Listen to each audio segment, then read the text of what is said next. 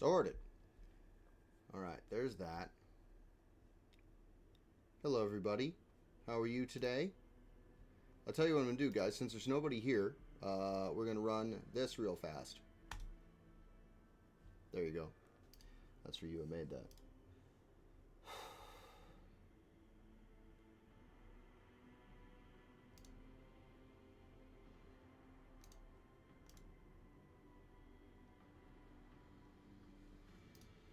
Nice. So we'll run that, and we'll run that for about...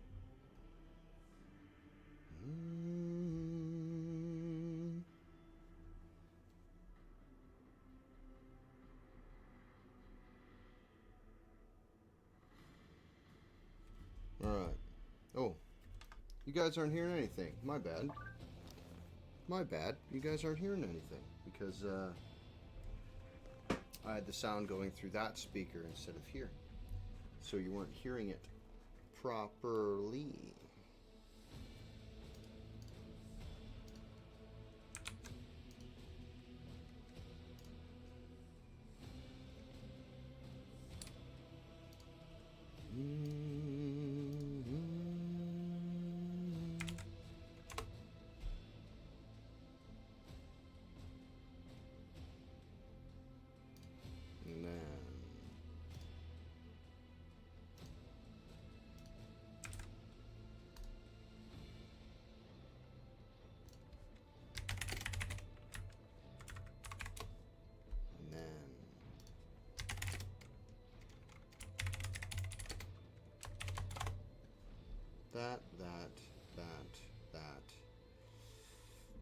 That.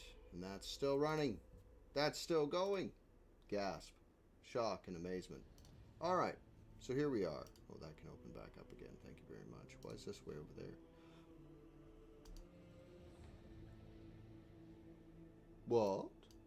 Huh? Per key? Per kiss. Kiss kill per. This... I don't need this menu that fucking huge. Nobody needs it that size. Hello, Anguished One. How are you? I'm just gonna call you Anguished. Anguished One seems so formal.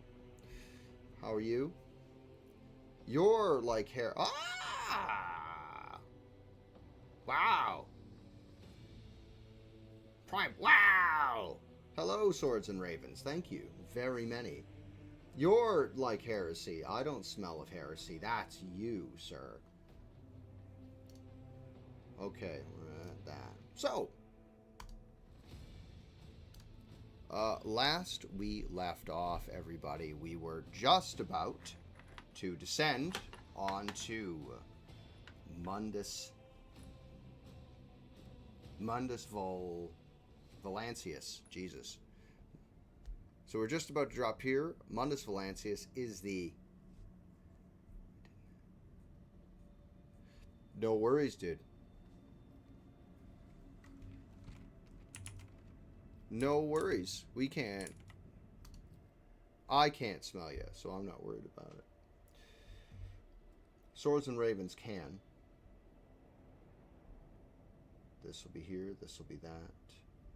This will be this.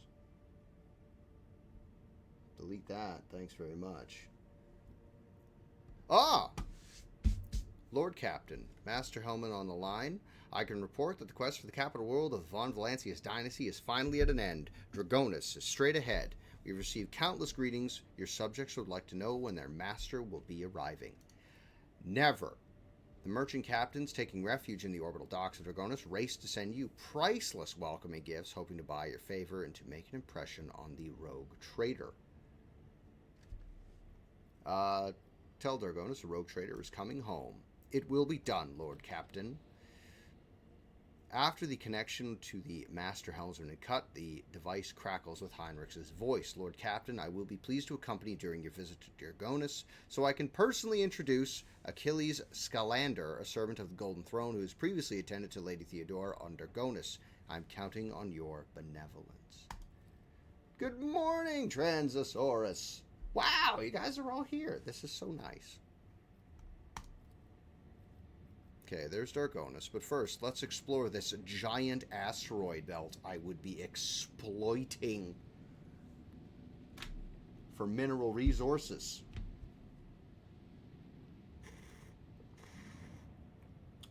Ugh.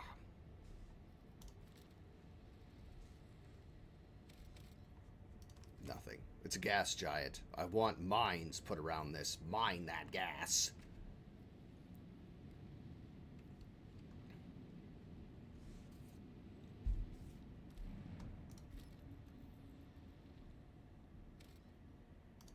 Oh no. Huh. There was a conversation before that and we missed it. Something about a conspiracy, and then we packed all the members of that house onto a ship one direction, and then we found the real conspirators. I need to... I have fucking phlogiston in my system.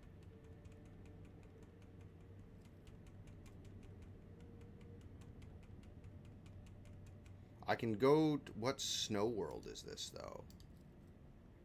Where is it? Where is it? I'll take this 3 off and put that 4 instead. Because resource management. Alright, let's deal with the Adeptus Mechanicus ship first. Lord Captain, a transport shuttle bearing the markings of the Adeptus Mechanicus is approaching the ship. Hey, Clover! How's it going, man? How you doing? I hope you're well, my dude.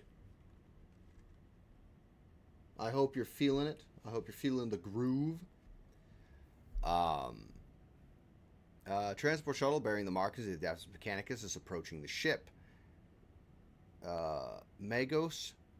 Tarsus delegation intends to board our ship and gain an audience with their lordship. That is exactly how they phrased it. He intends, not humbly requests.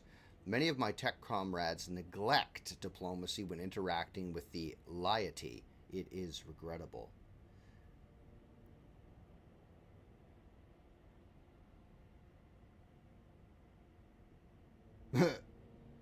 How you doing? Are you in any more tournaments for Tekken, my man?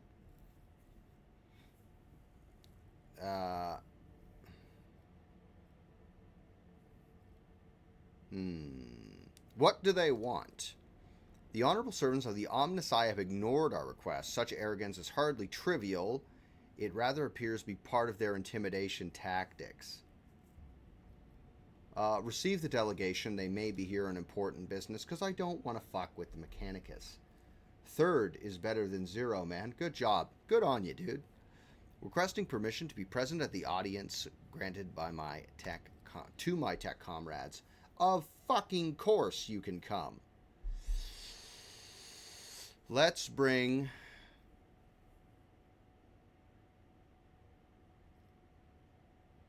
Obviously Abelard.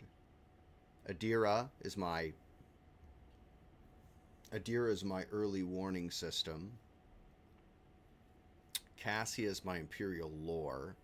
Heinrich is Xenos, and he may be interested in what's going... And Heresy. Abelard is my guy.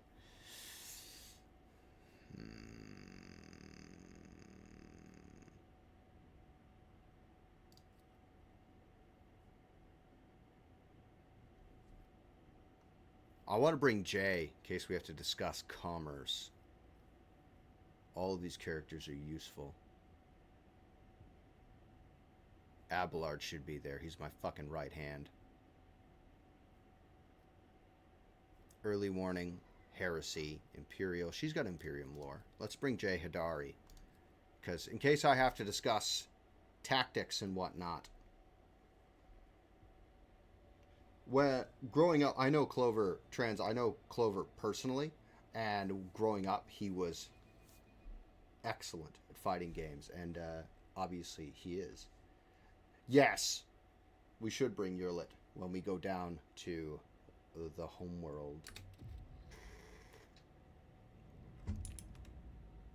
Well, are we armed? Oh, she's not armed. She's just carrying it on her. Let's adjust this order here.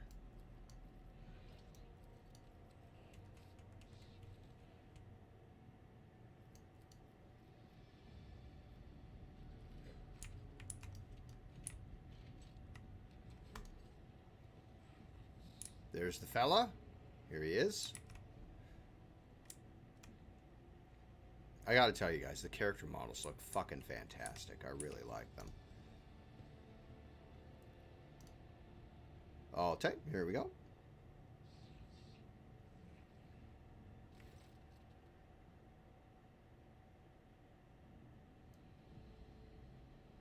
All right. A group dressed in the crimson of the priesthood of Marv walk toward you. Their gaze are fixed on Pascal.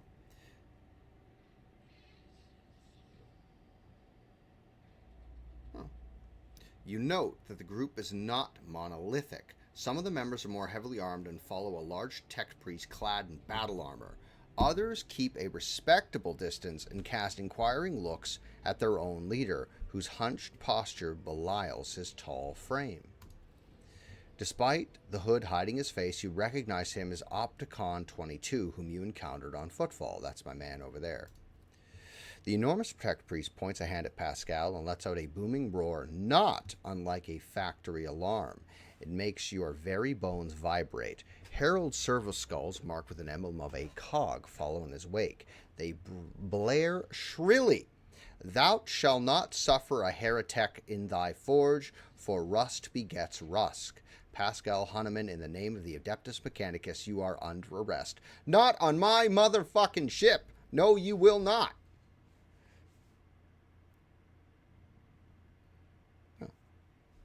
What the hell is a Sonic? The hunched servant of the Omnissiah turns to you.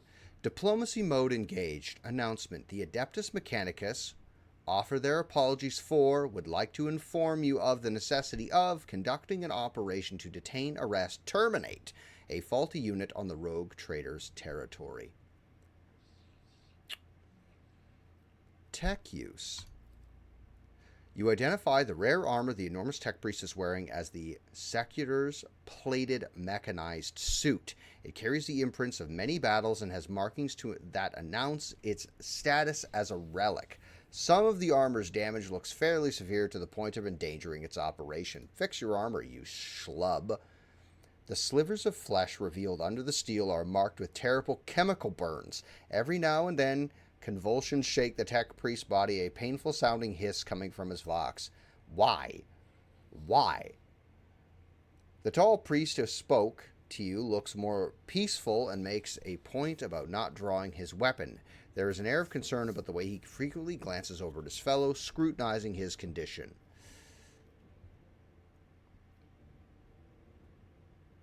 On what charge are you trying to arrest a member of my retinue? This heretic is accused of stealing personal identification codes, spreading tech heresy on the world of Kiva Gamma, and making an attempt on the life of the servant of the Omnissiah. The deafening roar from the tech priest vox makes you grimace in pain. You touch your ear and notice blood in your fingers. This faulty unit will be removed. In the name of the Omnissiah, I condemn you. Lightning flashes across the warrior's armor. Agony resounds in the blare of his vox alarm. This fucking guy is about to get done in, son.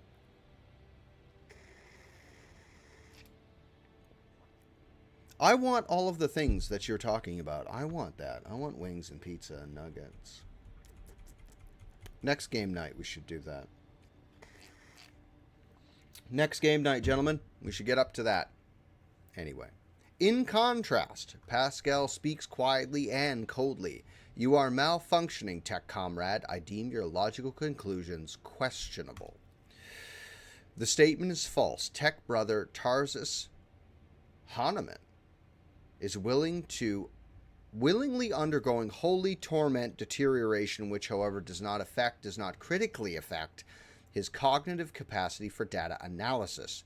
Unit calling itself Pascal Hunneman, we have information that implicates you, having learned that you are a member of the retinue, a maintenance specialist in service of rogue trader von Valancius.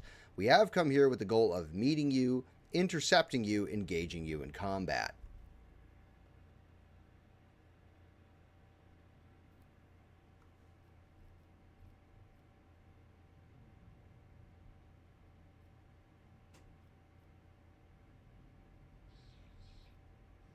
Okay, hold on.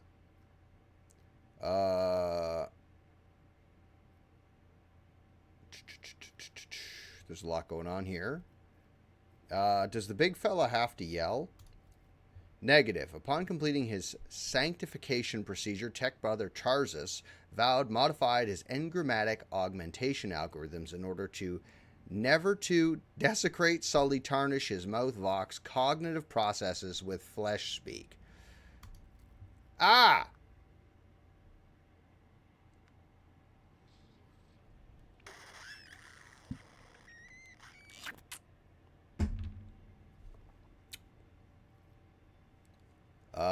The servo skull screech. Mine is a pure binaric tongue that preserves only what is true and shuns scrap data. Scrap data is actually a really big fucking problem in the Mechanicus. Are you saying the bloodthirsty Hulk is a saint?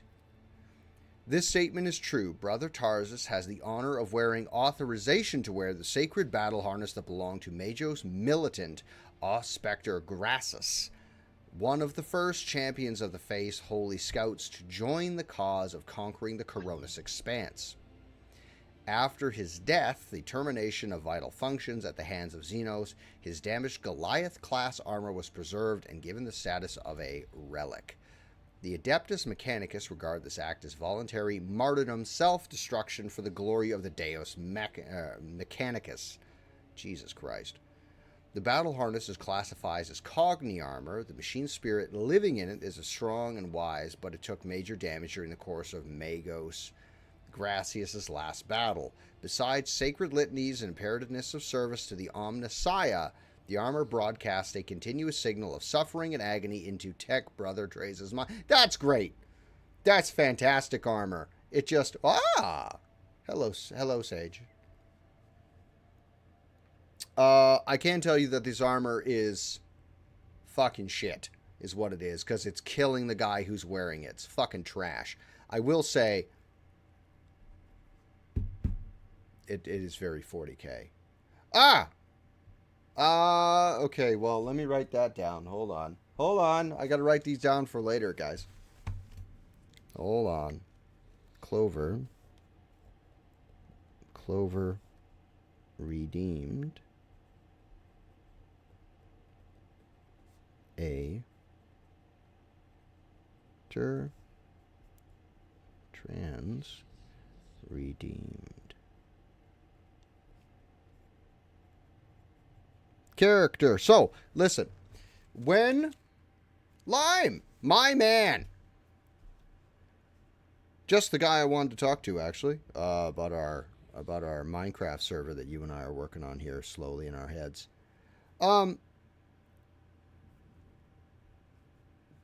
Redeemed character, that's for later. So how the redeeming a character thing works is when I'm doing a long playthrough of, say I'm doing XCOM, Darkest Dungeon, fucking RimWorld or whatever. No, sir, they do not have a cash value. You earn points, channel points, simply by having the stream open, and then you redeem them for, in this particular instance, getting a character named after yourself in whatever playthrough I'm doing. Darkest Dungeon, RimWorld, XCOM 2, XCOM 1, if I fucking have it. I think I have XCOM 1. But it's about investment. So in the automatically to start whatever playthrough we're doing. Also when I do those playthroughs, I will put a panel in my main channel, and it'll have your characters and classes in there, and I may put a hey, thank you, man. I really appreciate you guys coming and watching my stuff. I really do. But I'll put a panel on the main channel, and it'll have... These are notes, by the way. This is my note. Whatsits. Notes.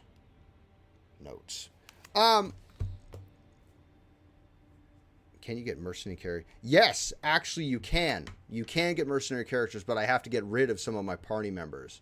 So if I was doing an all dogmatic run, I would get rid of Adira,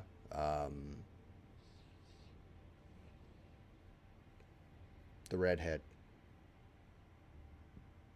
the elf. Son of a bitch. I had her name in my head. She's a romanceable option. A pointless romance, by the way. You don't get anything out of fucking hooking up with her. You don't even get laid. But yes, you can have characters built after yourself in this game. There's also, for those of you who play Rogue Trader, there is a multiplayer function for Rogue Trader. And you and your friends get together and you play with your buddies. But you port your Rogue Trader into their game or they into yours, right? Sorry. So at the start of the next long playthrough where we name off characters, I will name a character after Clover and after Transosaurus. Immediately. They go in the party. Those are going to be the first. Those are going to be the first two when available. That's going over. That's in the notes thing. Furthermore, I stayed up way late. I stayed up way too late last night, and I was working on ideas for.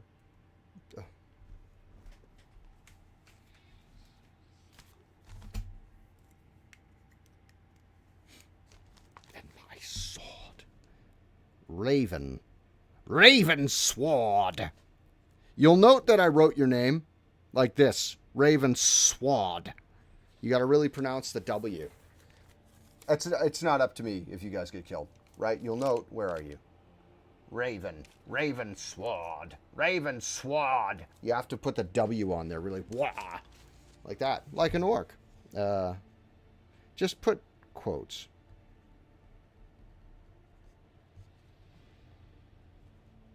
Character, boy, that chicken scratch is rough. I was thinking there's a pack called Vanilla Minecraft Plus. I started doodling. What I was talking about Minecraft. What I was going to do is when we do our Minecraft thing, it'll just be on your days off, right? So we can be on. Not that I'd only, but I'd have my main stuff, and then we do Minecraft. And basically I've set out a laundry list of things for myself to do, a number of goals, so that I don't lose track of when I'm playing. And it's no creative mode, Monday Minecraft, yeah. So I've set out a list of goals, or at least started to set out a list of goals, so I always have something to drive at. Because if I am left with no... If I'm left with no goals, I tend to lose interest very quickly. And we don't want to do that. Because what I want to do is...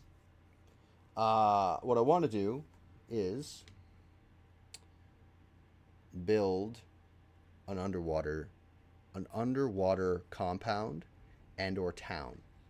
So I had a lot of questions while I was working on it. Here, let me do this, guys. Since we're not doing this, let me do the live scene. We'll do this instead. Rogue Trader's still on, though, right? So I started designing it, and what I want to do, the first thing that struck me is farming towers. Those are relatively easy to do. We can make an automated farming tower underwater, lots of glass, relatively easy to do. But how do we get there? So first, starter base, gardens do the whole starter base, you build that. Then we're definitely going to need access to the nether. So there's time put in to get to this fucking project. We're definitely going to need access to the nether because we're going to need access to a potion. Hey, man!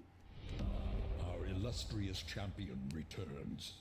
Welcome home. Why is this? The alert box should have popped up. Let's put the alert box there. That should have been on top of. Thank you very much for subscribing with Prime. We're going to need a lot of sand. So we're going to need access to the nether. We're going to need to find a desert, because I'm going to need a fucking gallon of sand. Not every building is going to be completely made of glass, but there are going to be a lot of windows.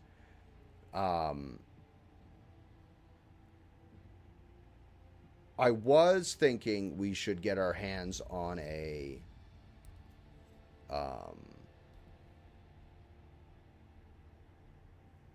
the rail. Yes, definitely a rail system. And I'm trying very hard to avoid building Rapture, right? As cool as that would be. Let me run a quick little test here really fast. I'm just testing a widget. Really quick. Just anything. A new follower. That's on top. There you go. That's what it should be doing. It should have been on top. So, sorry. I'm following myself. Imagine. Hey, I'm live. Look at that. Amazing. So, yeah. Yeah. But then, like we did on the last server, where we had underwater tunnels, and I encased all the underwater tunnels in glass.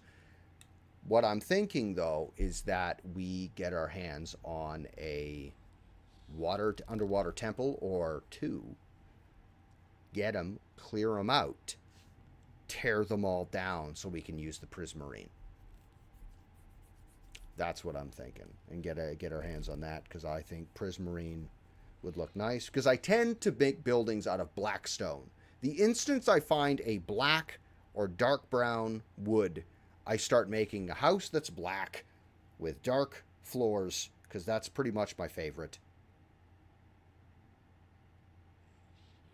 Why don't I just do that? That's way easier. Because I fucking do that every single time, and the point is we're chasing a challenge. We're chasing the dream.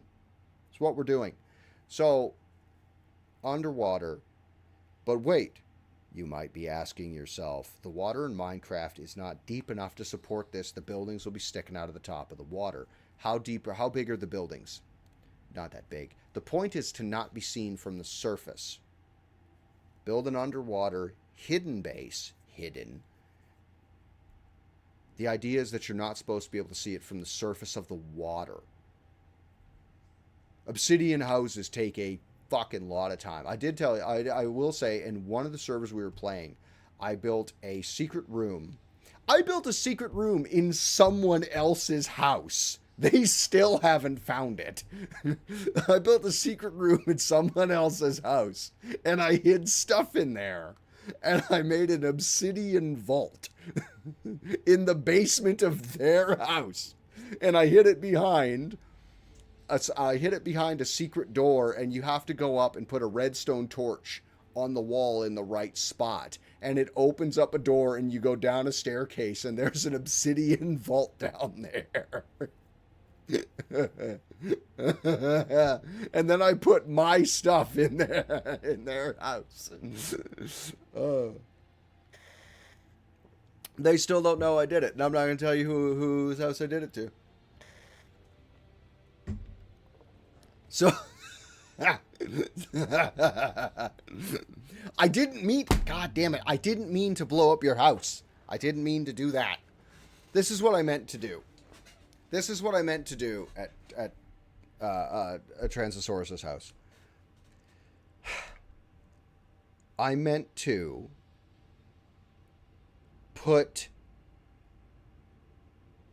TNT in their house. So when they opened up the door and walk in, they would see all the TNT, and I put a pressure plate on the floor so that they would hit the pressure plate, hear the tick, like hear the tick of the pressure plate going off, and then they just absolutely shit themselves. But there wouldn't be a connection from the plate to the TNT.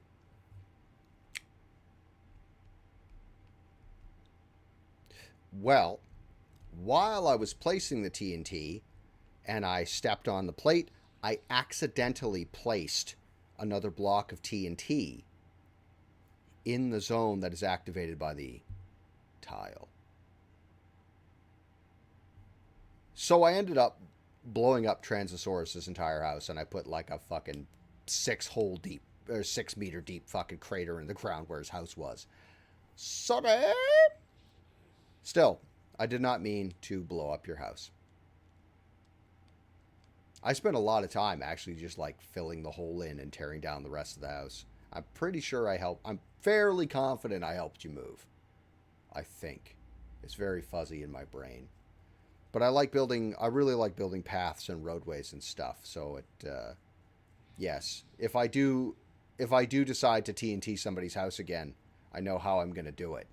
It won't be that way though.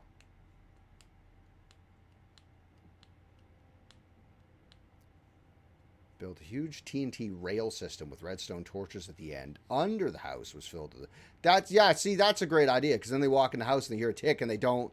They don't. What do you mean? What's the tick for? Mushroom cloud. Sorry, I'm gonna finish reading this because I'm pretty sure I gotta fight some servants of the Omnissiah. Something. Oh, sorry, Lime. Something like this.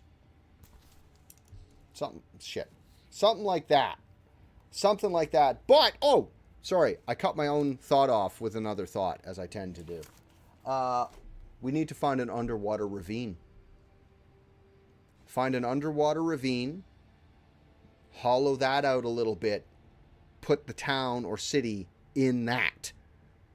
Also, we need need to make it big enough so iron golems can walk around inside to deal with any mobs that may spawn.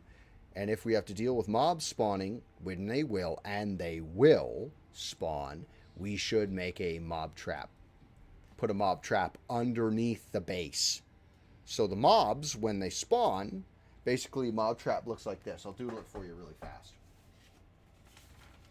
I'm going to doodle it over here on this thing. Come over. Tell you what. Hold on. I got two of these. I have two of these. Wait a second, guys.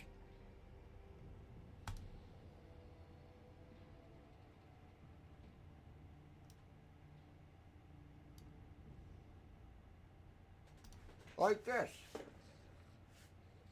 Like this. So basically, this is what we're doing. So you build your mob trap, and it's supposed to go, I know we're on a grid paper, but I'm going to draw it in 3D if at all possible. So there's your, this is a 4x4, or 2x2 hole, pardon me. And what you do is you have water running this way, and this way, this way, this way, and the mobs spawn here in these triangles. I think they're triangles. Basically, they spawn in this, and the mobs are pushed toward the hole. When they get to the hole, they fall in the hole, and the hole needs to be 32 blocks fucking down. They fucking smash into the floor, right? Or you can make it 31, or you make it 31 blocks, and they lose everything but like half a heart, something like that. It's 31 or 32. Boom, and they hit the bottom, and you can use it as a experience, like an experience mill. And then if you want, you put at the bottom of it, you put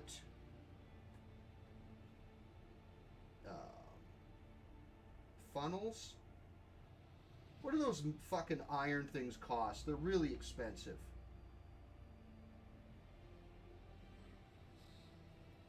Shunts. Shunts. Help me out here. God damn it. They're made of metal. I can never remember what their name is. Basically, the item drops into this, and then it gets cycled out, and it goes into your chest here, and it collects the items for you. What are these called? Oh, and you put this goes like that, like this, like this, like this, so everybody has access to the hole, and all the items fall, and they go into this chest. EXP drops. And once we're down here, we're going to need a a wheel to take the enchantments off of items, and then probably a library Not a library. Yeah, I need a better camera for this. This has to be a better camera for model building because it does that while I'm working on models. You can't fucking see any details of what I'm working on. Drops.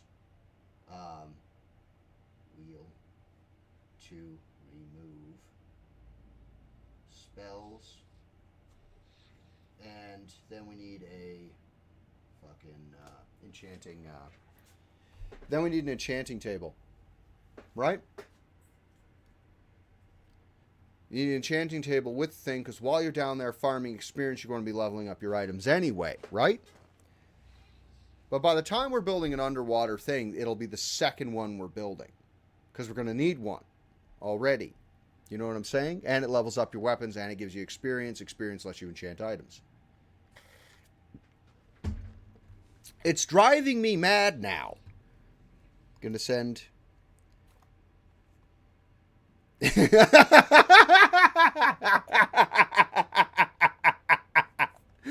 I was just trying to watch the guy fucking paint, Doc. I swear to God. Minecraft. Craft. Fuck's sake. What are those things called? It's gonna eat me alive now. Minecraft. Iron. Not an iron farm.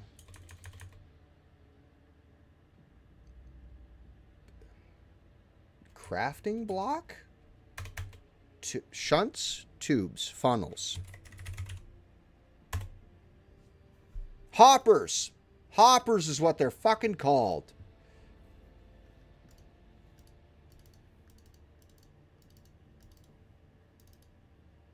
Smelting. We will have we'll have to build a super smelter. That is something we're going to have to build.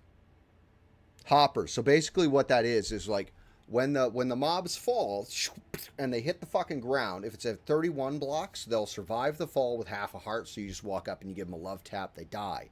You get the experience. Their drops, gunpowder, froth creepers, bones, having a merchant shop's not a terrible idea, I will be honest with you. Speaking of, auto fishers, pretty good idea, but I have found that auto fishers tend to lag out servers because of the amount of items that they're creating. So you have to go through and like destroy them. Items you're not using, you have to destroy them. They're great. They are good for XP, and it's not like we're going to be having a shortage of fucking water underwater. So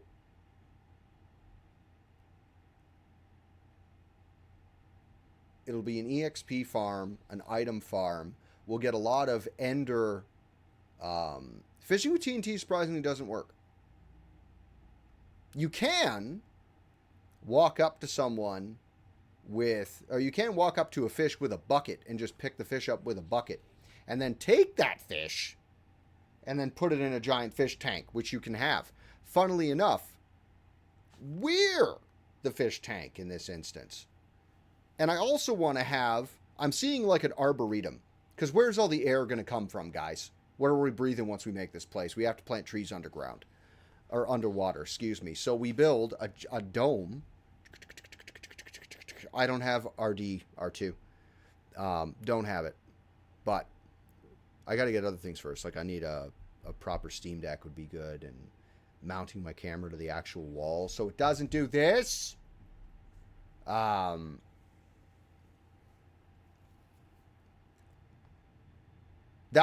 Yes, you're right. Most oxygen does come from algae, but for the sake of the ooh factor, not only we should have plants and trees just absolutely growing everywhere, because then it looks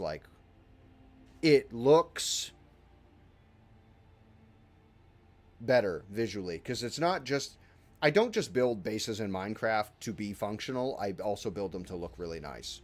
That's the idea. Because aesthetics matter.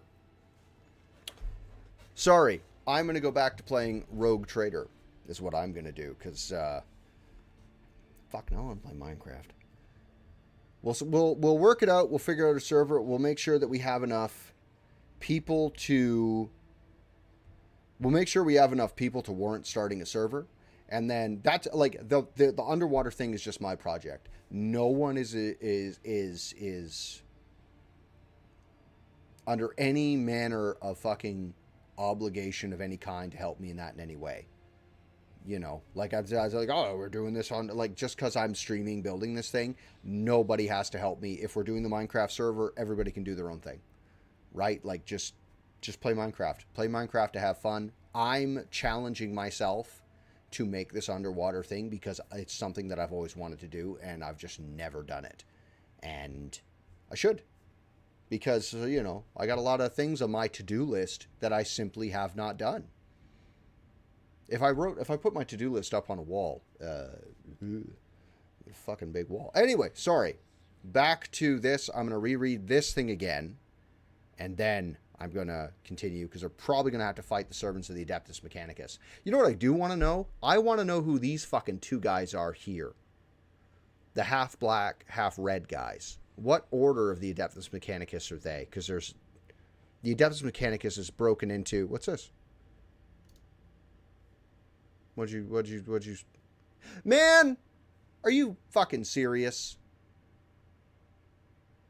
I love you. Man, fuck you, right? It's not yet. Another 2 more days. Thanks, buddy. I really appreciate you. I want you to know that. Next time, I'm not going to download it right now, of course, but... That's fucking... Man. God damn it. I'm all emotional now. Thank you very much, man. Alright, sorry. The Adeptus Mechanicus regards this act as voluntary martyrdom self-destruction for the glory of the Deus Mechanicus. The battle hardened is classified as Cogni armor, the machine spirit living as a strong and wise, but it took major damage during the course of Magos Ugrasis' last battle. Besides the sacred litanies and the imperativeness of service to the Omnissiah, the armor broadcasts a continuous signal of suffering and agony into Tech Brother Trezas' mind. Sounds like shit. Point to the furious servant of the Omnissiah. Do you have proof that this tech priest is who he claims to be? Well, thank you very much, my dude. I will be streaming that day in the morning. I'll be streaming that day in the morning because I will have company in the afternoon and evening, and I have to say I'm really looking forward to it. Confirmed. According to the archive entry 1E-99237, Magos exemplar Tarsus Hanneman,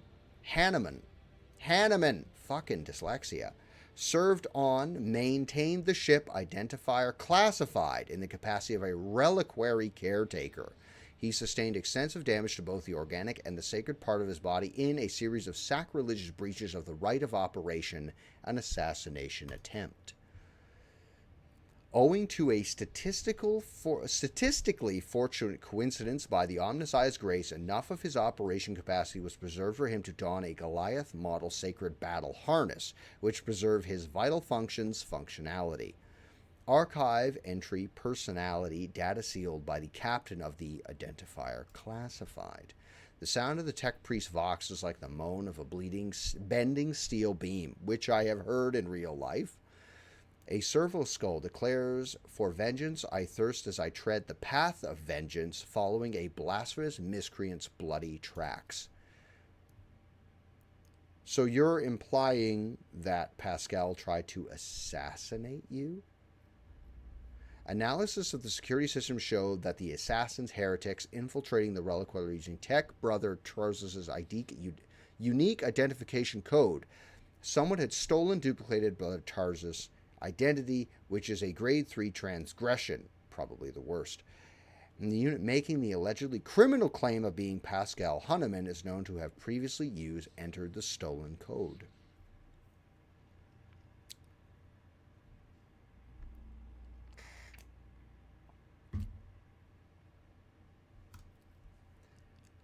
What's happening on Kiva Gamma? That planet belongs to me.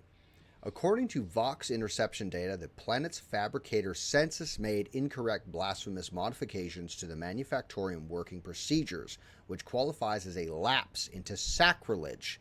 The Adeptus Mechanicus are hereby officially notifying House von Valancius of having commenced an investigation into operation to remove fabricator censor Cubris Delphim. Estimated time to procedure completion 3.7 solar cycles. 3 years. Well, whatever the years are for whatever these guys are using as their time. Which solar cycle? Are you talking about the Mars?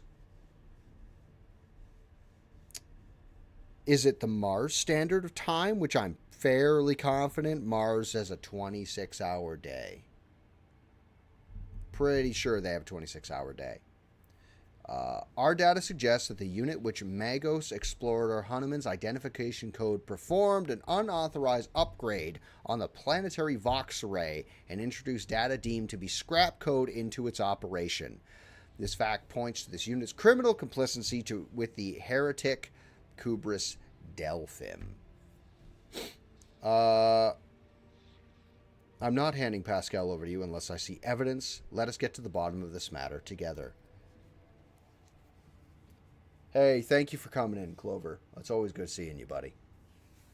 Request approved, ready to work in cooperative mode.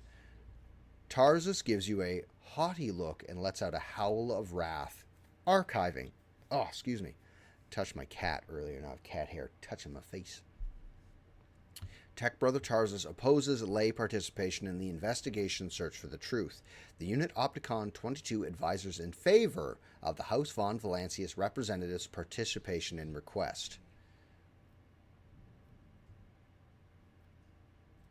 100. Lore Imperium. I insist on a joint investigation. Arresting a road trader's retinue member without any justification stands as a breach of the law and my privileges under the warrant of trade. So, a brief aside. Rogue traders are immensely powerful people. And there are very few people that can tell a rogue trader what to do.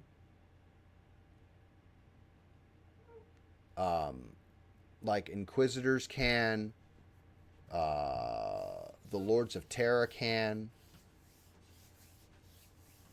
Maybe the instance of a Space Marine chapter master might be able to tell a rogue trader to fuck off. Because Space Marine chapter masters pretty much tell anybody to fuck off that they want to. Pretty much. Like they tell planetary governors to fuck off. No, like they have no qualms telling a planetary governor to go fuck himself. So, we'll have to see. Anyway, Lore Imperium. Succeeded. Request for cooperation reviewed and accepted. I request Tech Brother traces consent to the co-participation of representatives on the von Valancius dynasty into the investigation proceedings. A sacrilegious conspiracy. I refuse help from laypersons. I am a cog of the Deus Mechanicus that grinds down corruption, and I will carry out the sentence immediately. Okay, so I'm going to kill you. Yeah! Fuck him up. Pascal freezes, but green sparks light up his visor. He extends a hand toward Tarzus and replies in a clanging voice.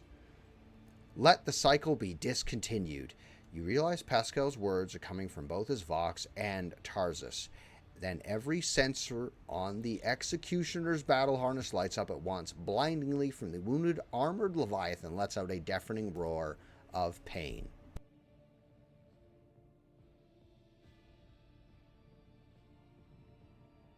Two seconds, I gotta help my dog.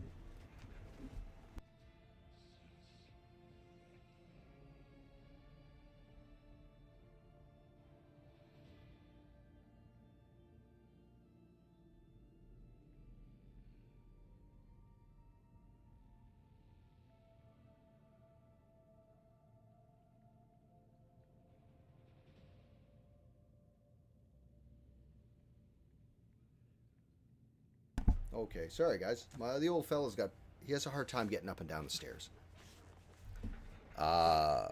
Attention, priority notification. Service units of Kappa Thread supply line are unauthorized to confront the rogue trader. Command retreat and reinitiate negotiations. So, we're going to wait. I will wreak punishment upon you in the name of the day. Oh! He's a big boy. Servitors, those are big boys. Technomat, sharpshooter. He's got fucking oh, dude, he's got Scutari Eye. Awesome. Give me your power sword, you schlub. Shooters. Junk weapons is what you've brought. Trash. Heinrich, go here, please. Jay, I'd like you to go here. Adira, there. Abelard. Abelard, my son. Heinrich and who? What's the battle order here? Abelard, Heinrich, that guy. I'm going first, so Abelard here. Heinrich will go here. Charge, charge. Get fucking right into it, boys. Adira. I would like Adira to be a little closer to be able to put hunt on everybody. Oh, excuse me. So it's going to be Abelard, Heinrich, that asshole who's going to close with those two. Pascal going to close with the big guy and fuck him up. That guy, that guy's probably going to be dead. Pascal, hunt. That guy. Then the big fella, who's going to be locked in melee with Pascal. Then that servitor will go. He'll probably get Pascal as well. Justin. Then Adira. Then that servitor. Then Jay. That is a terrible initiative order. But it'll get us where we need to go. Dropping a quick save. Here we go, everybody. So, I should have put Abelard there and then hit brace for impact.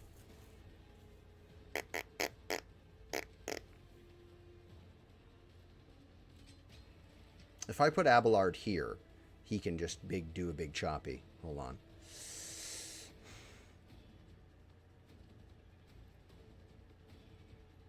Then all these guys get brace for impact. Brace for impact. 1 round, the Navy officer and allies, 2 Solarian, +2 deflection for each archetype of Navy officer taken. They cannot be moved or over penetrated.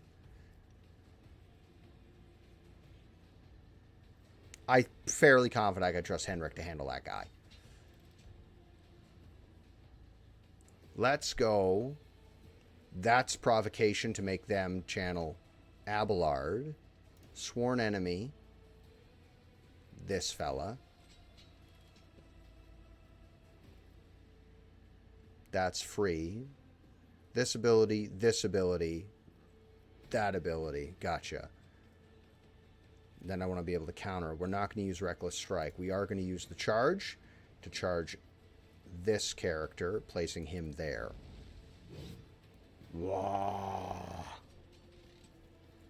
Then we're going to chop this fucking guy. Very good. And then we're going to use defensive stance. So when they attack Abelard, I hope this gets Pascal as well. It does. And Adira. Fuck yeah. Awesome. Okay. First thing we're going to do with you is if you throw a grenade, that's the end of your turn. I feel grenades shouldn't take up your whole attack action. Do you know what I mean? But anyway, let's move you. He's got a charge. I would rather you put that on.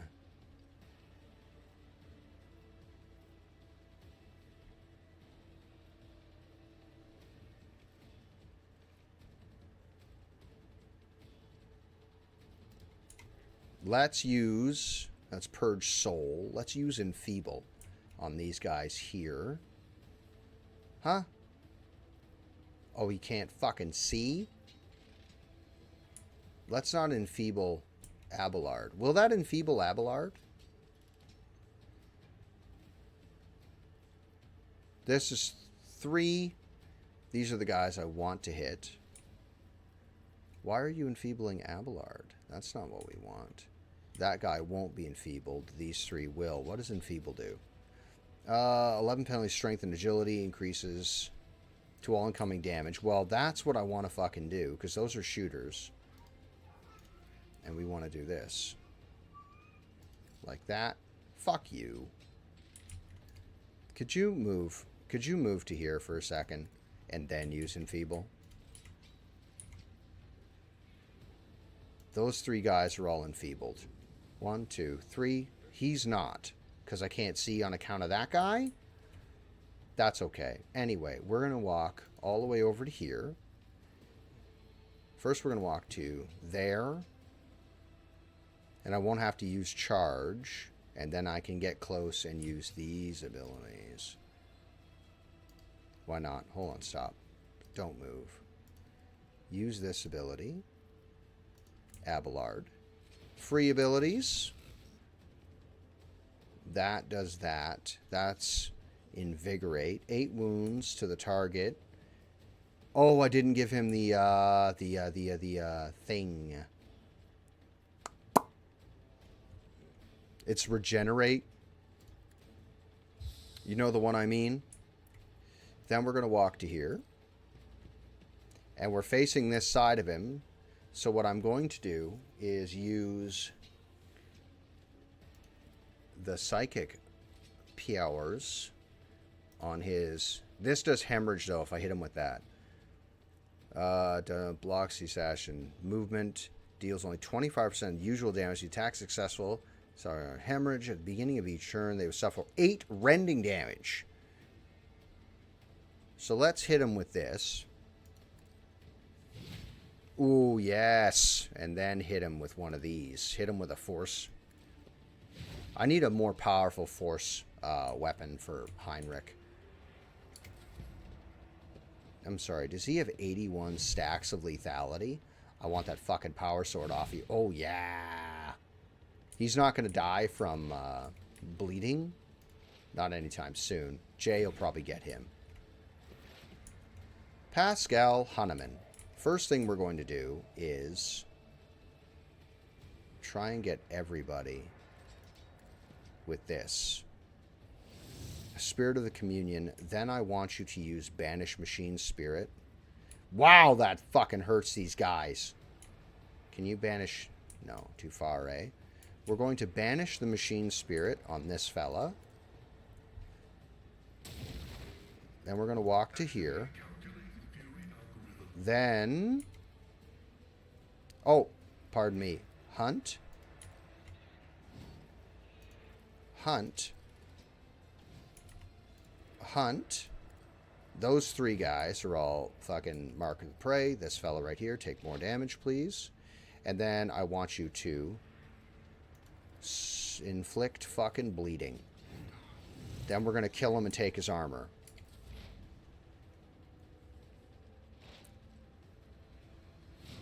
Okay, yeah.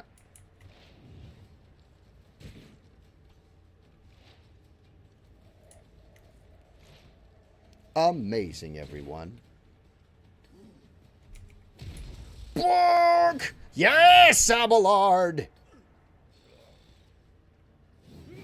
Oh, yeah, Abelard. Yeah! Just fuck him up!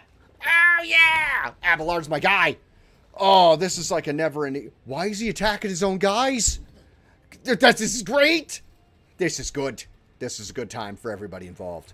So, we're going to use... we're going to put Justin right here. Because that's where the target is. We're going to hit him with the bleeding knife. The knife that bleeds. Oh, yeah! Then we're going to walk to here. I guess that walking doesn't really matter. I don't have to move him around. Let's use strength up on Pascal.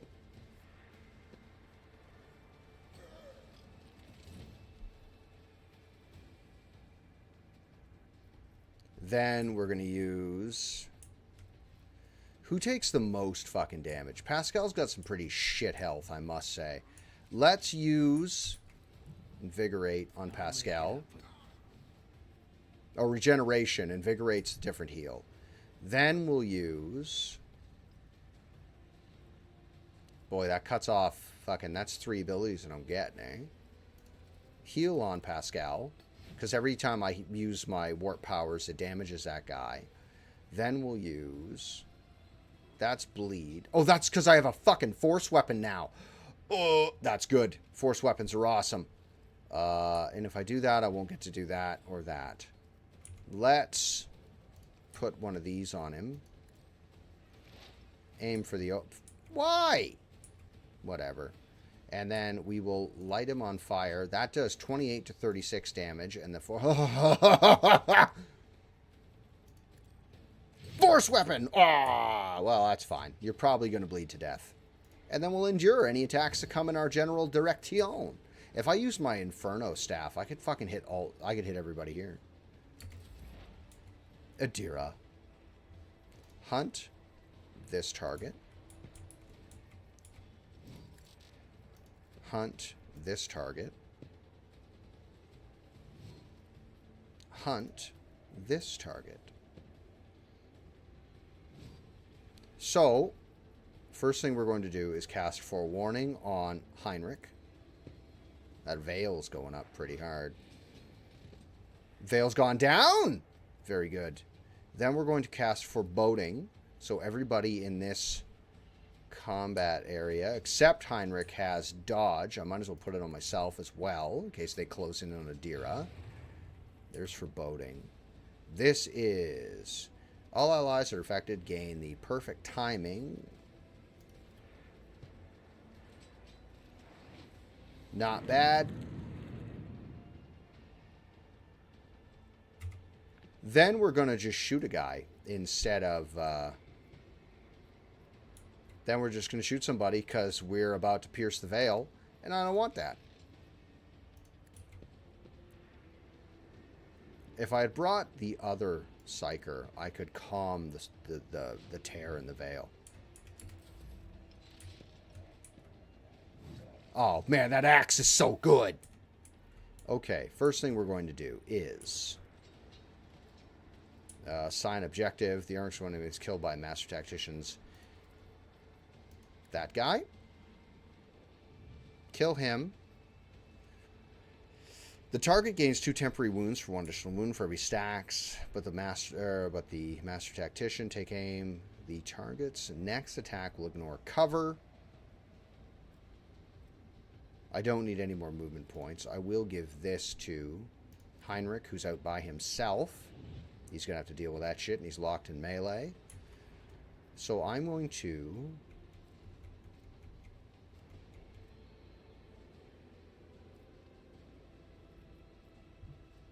Dark. Oh, yeah, I gave her a fucking Melta what's-its. But that's not what we want to do.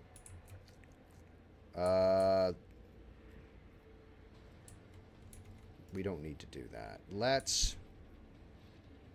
I think Hunneman should be the one that kills that guy. It's not going to be Hunneman. I'll tell you that right now for free. It won't be Hunneman. Kill those two. Oh, okay. Fine by me. My lords, welcome to Isengard. Brutal Strike on this direction. If I Brutal Strike here, I'll hit everybody, including Hunneman, for a bazillion damage. It looks like it won't be, but I promise it will be. Let's Sworn Enemy this fella. Reckless Strike this fella.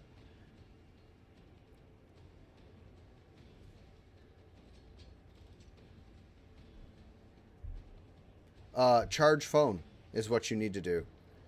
Charge phone. Throw me on Corey's. There you go. Do that. The Vanguard gains...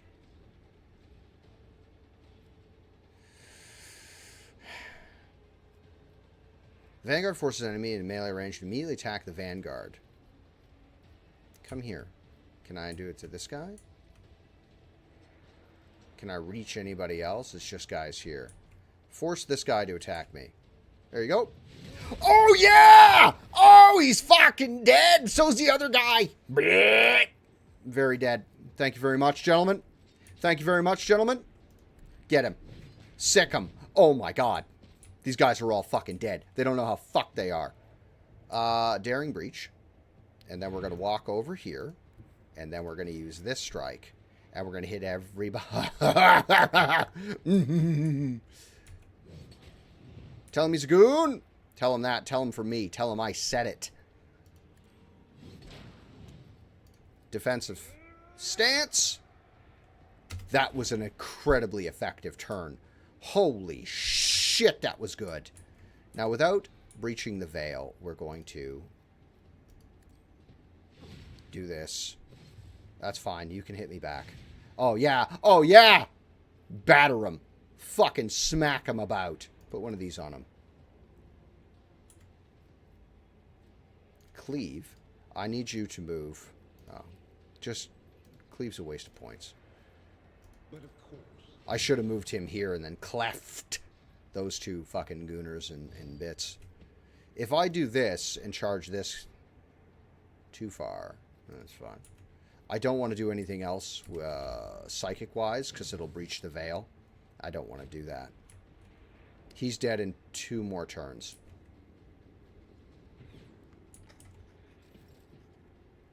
But if you're dipping, thank you very much for hanging out and subbing. It means a lot, dude. Let's go all the way over here. If I use this ability, it hits everybody. That's sweep. That's the big power attack. If I put him here and do this, I'll hit Abelard as well. And I don't want to do that because Abelard's my fucking guy. Let's walk all the way around. Duk, duk, duk, duk, duk, duk, duk. And then he's going to... this guy. Then this. Then I'm going to intimidate. The operative's next non-area attack inflicts intimidate effect first attack. And then I want you to do this to him. I could just kill the guy outright. That's this. Oh, yeah. And then do this. Oh, yeah! Fuck your machine spirit! Dead! Dead! That's what you get. Run away. Abelard, you're so gross. No wonder he's got 77 fucking grandkids or whatever. This character will place mark. I shouldn't have done that. It's fine. Charge him. Stick him in the corner and beat the piss out of him. Don't let him out. Stab him with the bleeding knife. Ah, the bleeding knife. And then I just want you to strike him. Just a actually, can you do, no. Strike him. Kill him. Delicious. Adira, there's not really anything I want you to do, but except move here, lower this guy's everything. Was that you? Hey, I appreciate you, man. Thank you for lurking. There is a command, ! Lurk. And there's a delightful message I left for everybody. Pistol burst. 24. Single shot. Let's do the burst. Anything else? All right, Adira. Good job. Jay Hidari. Jay, if you move to there, say, walk here, and then I want you to voice a command yourself, can't I? Jay, just shoot him. You can kill him, right? Oh, yeah, Jay. Oh, fuck yeah. Done. Sorted it.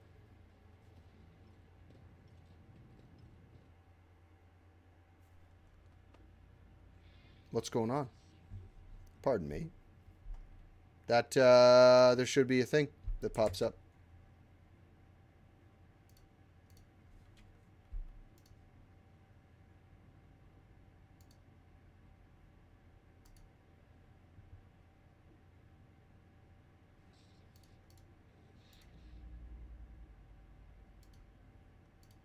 Give me 2 seconds. Hold on.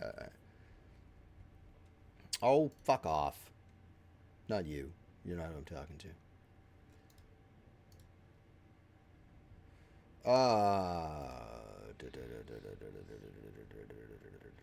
Commands.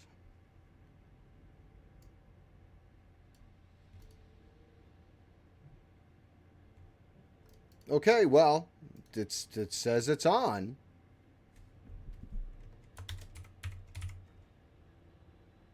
It won't work because it's me.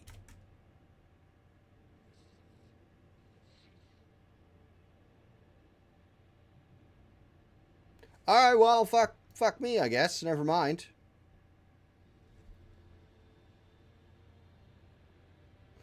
Okay, well, fuck it, I suppose. Don't worry about it. I know you're here, and that's what's important. Turn that number off. Okay, sorry. Requesting cessation of hostilities. This is Opticon 22 talking, not the dead guy.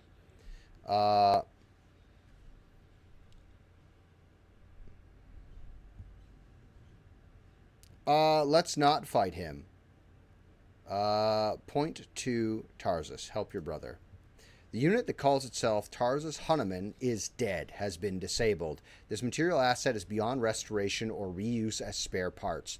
Not unusable as corpse starch.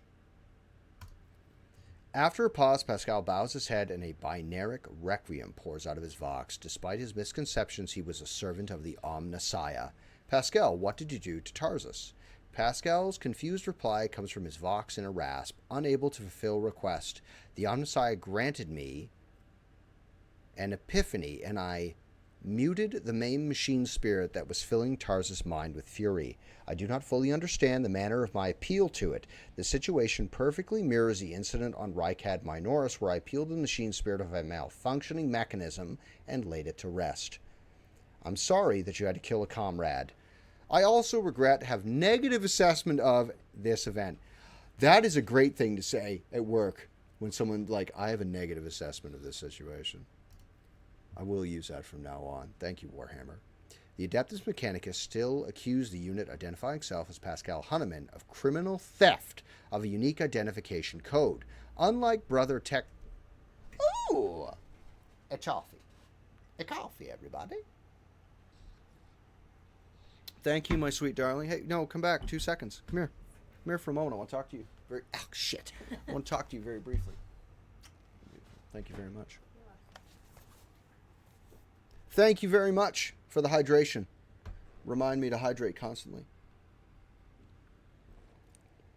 There it is. Hydrated. All right. There is a 3-minute break I'm going to run very quickly. I don't know. I'll just eat and I'll eat and talk instead of reading what's going on this thing, and I'll start reading that again. Hold on, guys. Let me do this. 3-minute break coming up, and then I'm going to switch over to the other screen, and I'm going to sit here and talk to you while I eat food, because I'm hungry fucking all the time. Right, here we are. Here we are, together, hanging out. Me and you. Me and you. Tell me about your day. Tell me what's going on in your world. To use this time, tell me what's going on in your world. Tell me what you want to do. Tell me your hopes, your dreams, your aspirations. What would you build if you could build in Minecraft? You know what I mean? Ooh! Fuck me. My girlfriend makes the absolute best oatmeal on the fucking planet, guys. It's so good.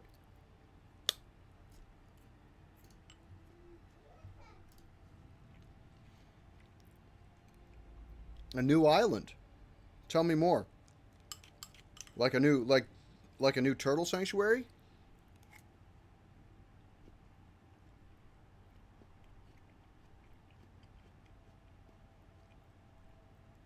That's pretty easy to do. You could do that. You could do that for sure. We could track down some fucking prismarine. That's the green blocks. That not green. They're like a teal or a turquoise.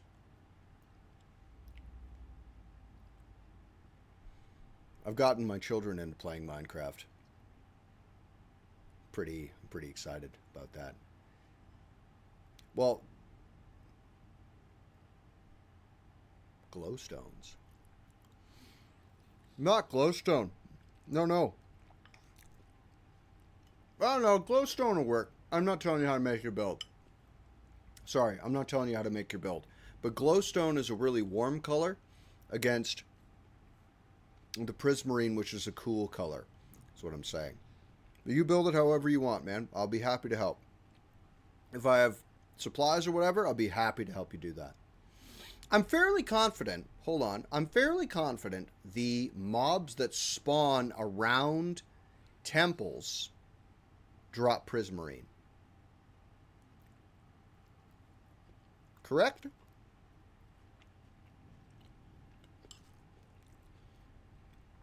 If they do, maybe we could make a generator. But then we'd have to, like, block out the whole ocean so they could only spawn in one spot. Jesus, that's a lot of work.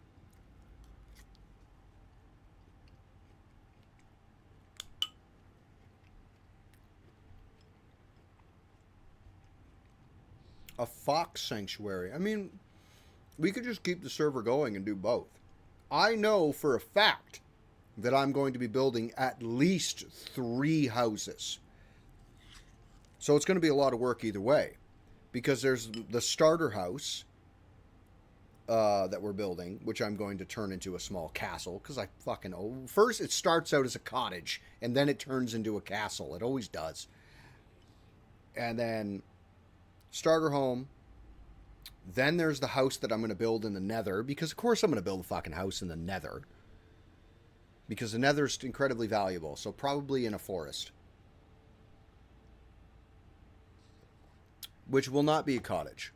It's probably going to be a cottage. I like cottages. Build a cottage. And then fence it in. Gardens down in the nether. So there's food growing down there at least.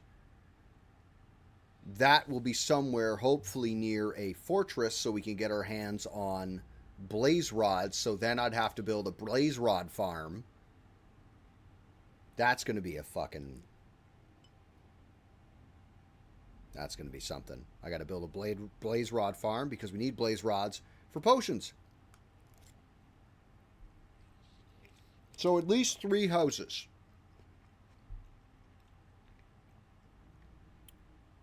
And nether portals connecting said houses. With nether portals, the house gets bigger because then you need the added security. So I'll probably be building iron golems on the property in the house, you know. You know what I mean?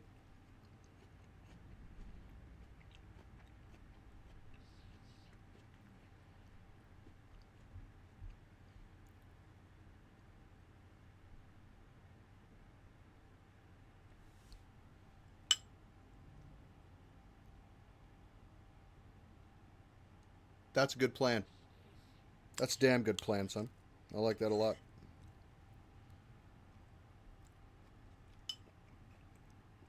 I can say that I'm going to build my...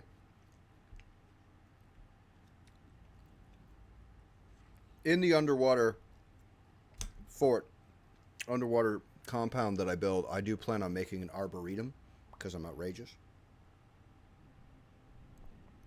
You have an... I do, and I saw this last night while I was doodling and writing ideas down in my notebook here. You plant a tree, and then around that tree you build a staircase. Hey, how you doing, Swippy? We are currently on. Well, we haven't got there yet. I've been still in orbit dealing with the Adeptus Mechanicus, but we are about to land on the crown jewel of the Von Valancius Protectorate. We're just currently sitting discussing while I'm eating a snack here, My girlfriend makes the absolute best oatmeal on the fucking planet, guys. Like, it's so good. We're currently discussing plans, goals, hopes, dreams on the Minecraft server we plan on starting. I don't know when, but Minecraft would be I don't know, a weekly, say, or whatever, but how much work? Because I want to build an underwater city. You might have missed all of that, but I'm not an underwater city, but I want to build an underwater, under the ocean base is what I want to do. I strive to do that. I've been planning it for years, and I simply have not. And then the other, like my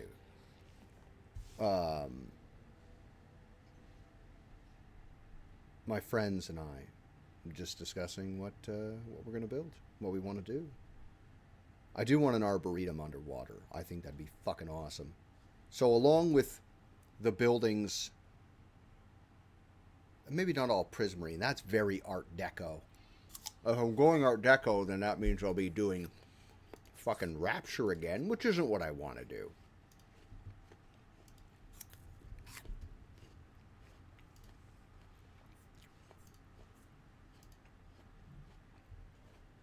Pardon me?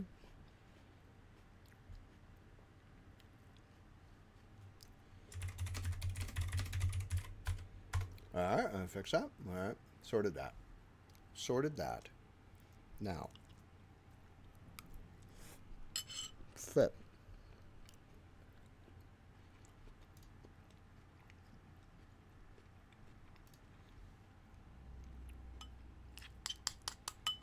Maybe darkwood trees. It's gonna be a big staircase.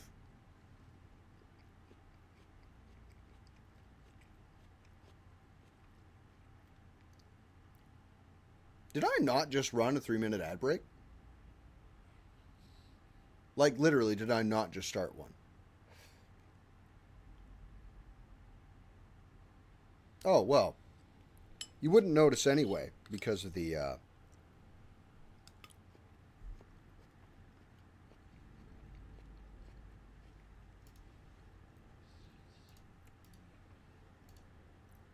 Well, while I'm eating lunch, I'm going to do that. I'm going to run that, and then it's all 3 minutes, all in one big block. I'm sure I fucking did just now.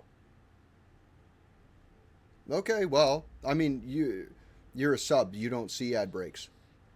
So that's odd. That's odd. Anyway, I'm going to run a 3-minute ad and get them all out of the way so they don't pop up during the thing, and I'm eating a snack anyway, so. So anyway,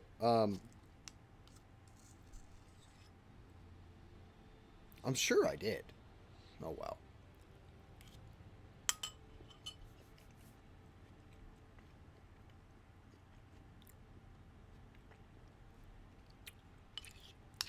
I think we should put lava in the gate room, or make the gate room look like the one from Stargate Atlantis. You know what I mean?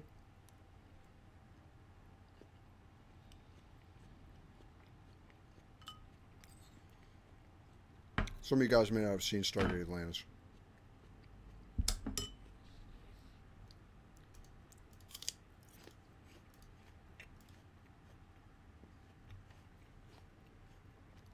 But it's going to be lots and lots of glass.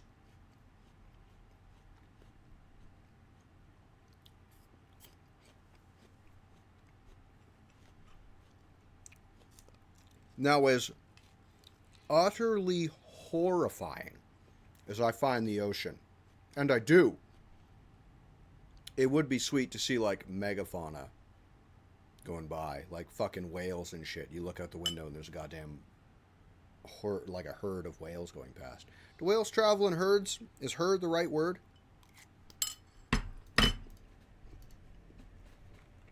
Whales travel in pods. A pod of whales going by. Or perhaps a very large shark. You know, I'm terrified of the ocean. If I make it to 200 followers, I promised Ghost Nappa that if we made it to 200 followers, I would play Subnautica. God damn it.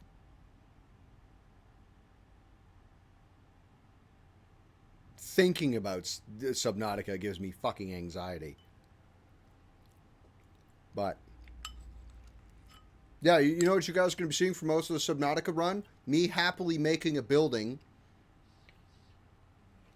and then this chair being empty because a fucking predator has crept up on me, or some gross thing with multiple mouths and legs, and it'll be like, at me, and I'm like, nope, nope, and I have to get up out of my chair to leave because the ocean terrifies me.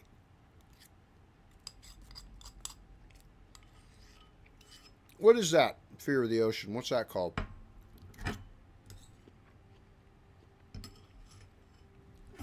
It's not agoraphobia. Fear of the ocean.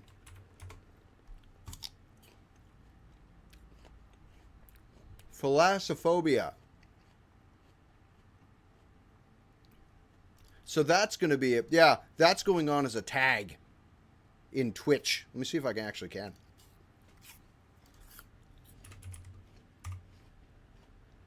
Oh, it is.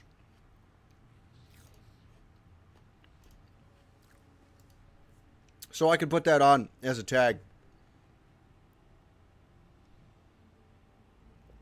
So when we play Subnautica together, I'm going to throw that on as that. And you guys can watch me absolutely be fucking terrified.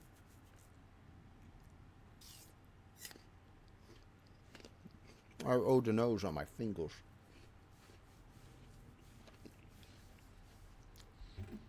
And now the oatmeal's on my pants. Haha. Because I'm an adult. Now.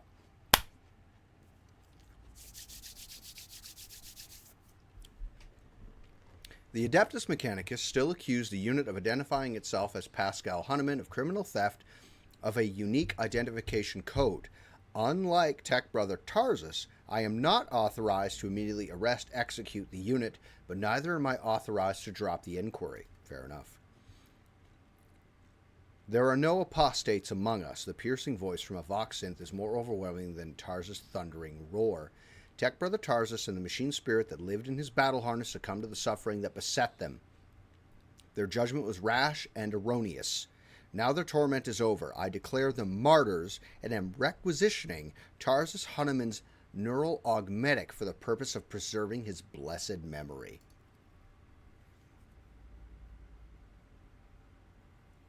Yes, they are. As an astonished tech priest look on, Pascal leans over the slain man's body and extracts in the augmetic from his skull. His movements are as precise as they are respectful. Listen in silence as Pascal pulls out his fucking skull.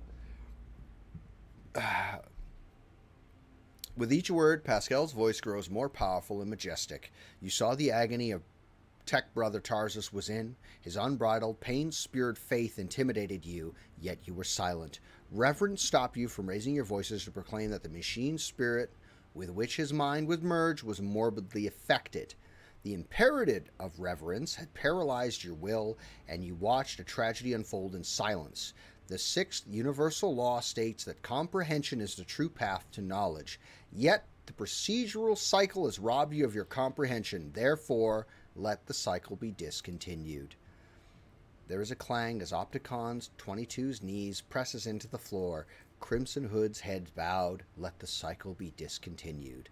The radiating light pouring out of Pascal's visor grows dimmer. Static creeps back into his voice. Let the cycle be discontinued, tech comrades.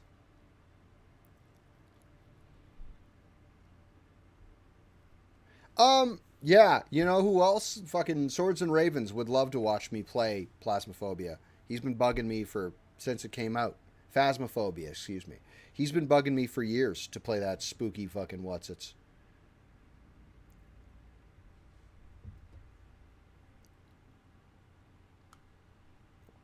In VR, which doesn't do me any favors.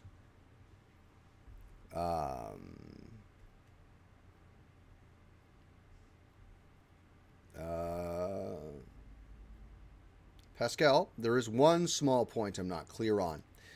What just happened? I should have let them stay on my ship. Pascal's voxes crackle somewhat tentatively.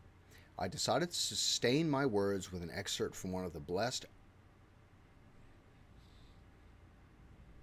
Amarnat's sermons on loss of internal and external function, verse 4. My analysis deemed it appropriate. What was the reason for this active genuflection?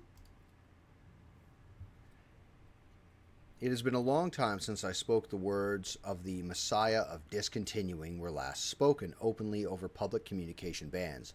We respectfully welcome wisdom's return. So he's not forgotten after all. The Messiah of discontinuing, is that how you refer to Amarnat? Following the Archmagos Amarnat's partial necessitation, removal from the chain of command, that was the authorship attribution on a series of sermons on discontinuing the cycle that were disseminated across the Cognizance fleet. It was, in fact, a title used by many in past times. Hold on.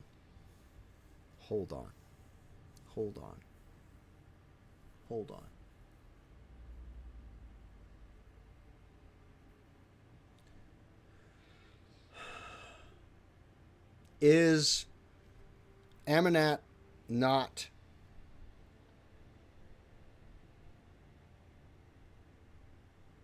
Is he not considered a heretic?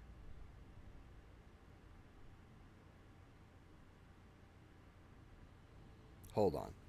Is Amarnat's teaching not heretical? This statement is false. Contrary to what many servants of the Omnissiah thought they knew, preferred to believe, the fleet's supreme conclave never formulated issued an official statement on that decision. 37% of the Supreme Conclave's members openly supported Archmagos Amarnat's views and disappeared, were removed from the chain of command under circumstances that were classified. The Supreme Conclave has not had a quorum ever since. Do we know where he is now? Data unavailable. No reports have mentioned Archmagos Amarnat since the incident on the Arch Mechanicus Hermetio, which led to the presumed destruction and disappearance of that void ship. You lost an Ark ship? How? How the fuck do you lose an Ark ship? It's fine. It's fine. It's fine. I don't run the Adeptus Mechanicus.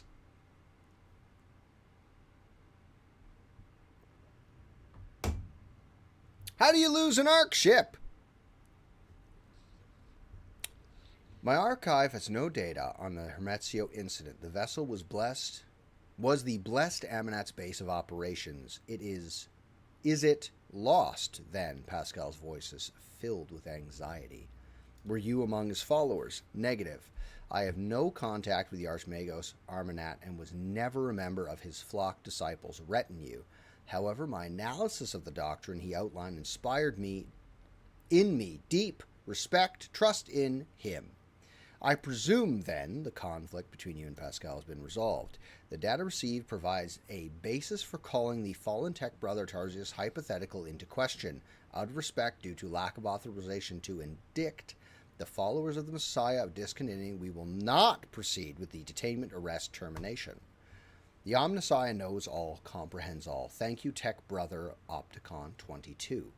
Now that the conflict has been resolved, you may remain aboard my ship. Request denied. The Kappa Thread supply line delegation is leaving Dargonus. Express gratitude for the hospitality ceasefire and claims that its intent to return to football to resume performing as its regular functions. The text priest looking over at Pascal's of waiting for something. Pascal's mechadendrite briefly touches the shoulder of Opticon 22, who bows respectfully. Pascal is way more important than he's letting on. By gads, by lots. By the way, for no reason, see the mouse pointer? I want that as my standard issue mouse pointer on this PC, and I don't know how to do it. Let's take this armor. That axe is shit. It's not even good. Give me that. Give it to me. Close. Is there anything else in this room? Give me your stuff. A power sword. Doesn't hit as hard as anything else, though. He'd probably do improved flak. Let's take that.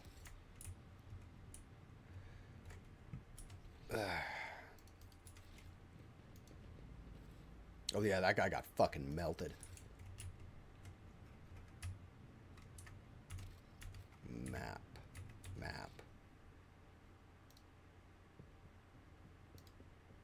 Let's find the fucking door. Let's leave, everybody.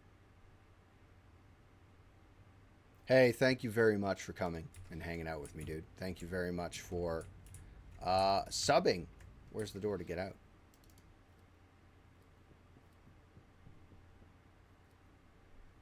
Where's the exit? Ah, here it is. Thank you very much, man. Thank you for hanging out with me. I really appreciate you. And oh, fuck, thank you for the gift, by the way. I really appreciate that. I will get it loaded up and we will have a run at it. I'm fairly confident. Shit, I'm fairly confident Swords and Ravens has it as well. So we'll have to see.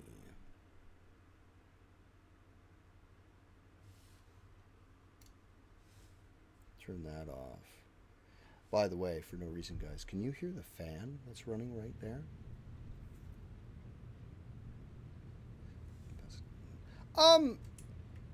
Okay, good. I'm thinking that Pascal does not realize how important he is. You know what I haven't done? Before we go down to Dargonis, I have not spoken to a certain number of people. Companions, Astray, Sister Argenta asked me to talk to her, and I have outright been ignoring her this whole time. All right. Greetings. Even in stillness, Sister Argenta radiates energy. With her dark eyes shining and a slight blush to her cheeks, she is reciting a prayer. She looks at you only once as she's spoken the final line. I'm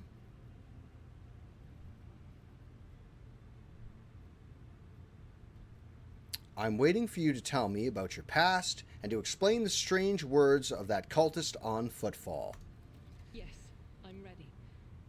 I would ask only one thing of you, rogue trader.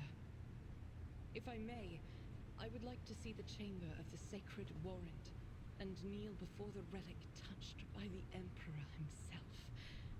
A difficult conversation lies ahead of us, and I wish to pray by the relic before I lay my soul bare. So, as it turns out, the relic in question, the warrant of trade, was hand-signed by the Emperor himself. So it is a fucking old piece of whatsits, and one of the few things possibly that remain that the Big E has put his hands on. Of course, let's go there. Argenta nods gratefully.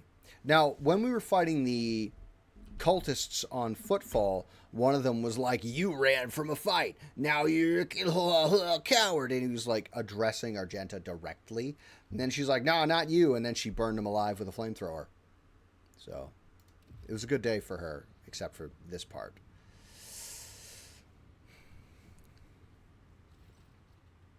Argenta drops to her knees, her hands making the sign of the Aquila. Her eyes are locked on the sweeping signature of the warrant. A seemingly mundane thing, merely a flourish on a piece of paper, unless one knows whose hand left that mark and whose blood is on that paper.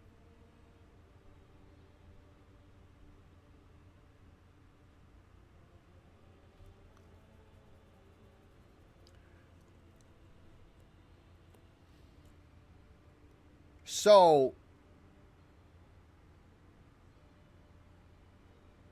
I mean, it's like 10,000 something year old blood. Like way past 10,000 year old blood. Who knows how old this ship is to have the warrant on board of it. But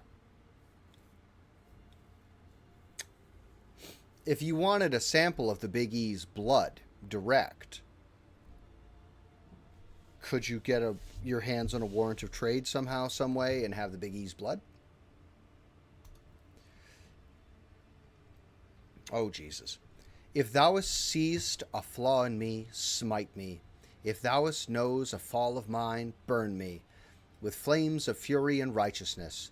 But if thou seest a light in me, grace me. If thou hearest this plea of mine, bless me with wrath and the fury of righteousness. Argenta's voice is sonorous, as if made for singing hymns and prayers, but right now she cannot seem to catch her breath, so overwhelmed with emotion. Of course she is! She's seeing a fucking piece of what's-its hand-signed by her god. That'd be a big deal. For I breathe by the will of thine, for I live by the law of thine. I carry thy word, O Emperor. I bring solace to servants of thine, and ruin to the foes of thine. A fate of terror and righteousness. Upon finishing, she closes her eyes and remains silent for a long time, with her head raised high. Slowly, like the first licks of a flame in a campfire, a smile blossoms on her lips. Good Lord, Argenta, you're getting me hot and bothered. When Argenta finally opens her eyes, they are alight with uncanny resolution. Rogue Trader, we need to talk, or rather, I need to tell you something. The truth about how I ended up on Theodora von Valancius' ship, and about the cultists we encountered on Footfall. Alright, I'm listening. Please understand I couldn't trust you before. I'll tell you my story and you'll see why. Argenta pauses. I'll start at the beginning. It's easier to place everything together that way. Upon arriving in the Expanse and on Footfall, I found no purpose here, only torment. I wasn't needed.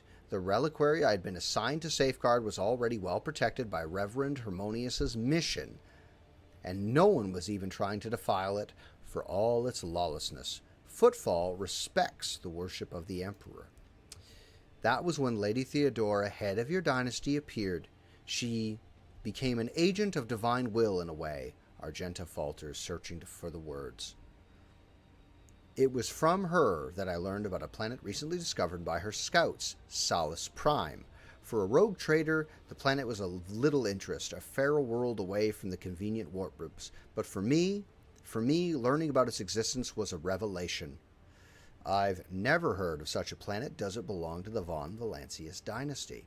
Yes, now the planet is yours by right. But it's not as simple as that. The warp route leading to it was lost. I will explain in due time. May I continue? Yes. The description of Salus Prime was familiar to me. It seemed very similar to a world from ancient legend. The legend of Saint Argenta and her ship. Her voice grows reverent. Argenta, the living saint. She is my patroness, and the order named me after her. She died millennia ago when heretics caused her ship to fall from the skies. As a fucking living saint, to be named after a living saint is a fucking huge deal, right? Living saints, for those of you who don't know what that is in 40k, basically it is a holy individual that is killed. Usually they're killed, probably in battle, and then they are, in long and short, resurrected and brought back by the Emperor's power, ? Living saints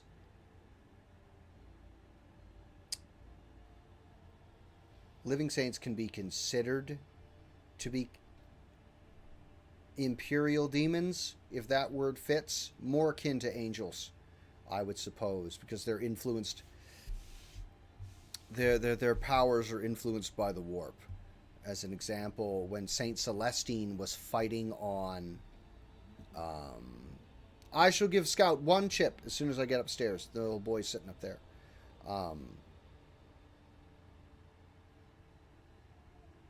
When Saint Celestine was fighting on Cadia, and Trazen the Infinite activated the device at which I'm trying to recall the name of, but basically it was attempting to close the Eye of Terror, and it was putting a fucking stranglehold on the warp. Saint Celestine suffered because of that, because Saint Celestine is a warp creature, sort of. But even those blasphemers could not touch Argenta's ashes or her holy relic, the one star. For the fallen ship, which is now served as a resting place for the saints' remains, would only allow the truly righteous to enter, and all others would meet their death.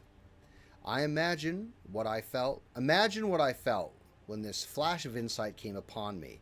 The world where Saint Argenta's ship, fuck's sakes, the world where Saint Argenta's ship fell was merely a vague legend, and no one knew of its actual whereabouts. And suddenly, I, myself named after the saint, came across this information.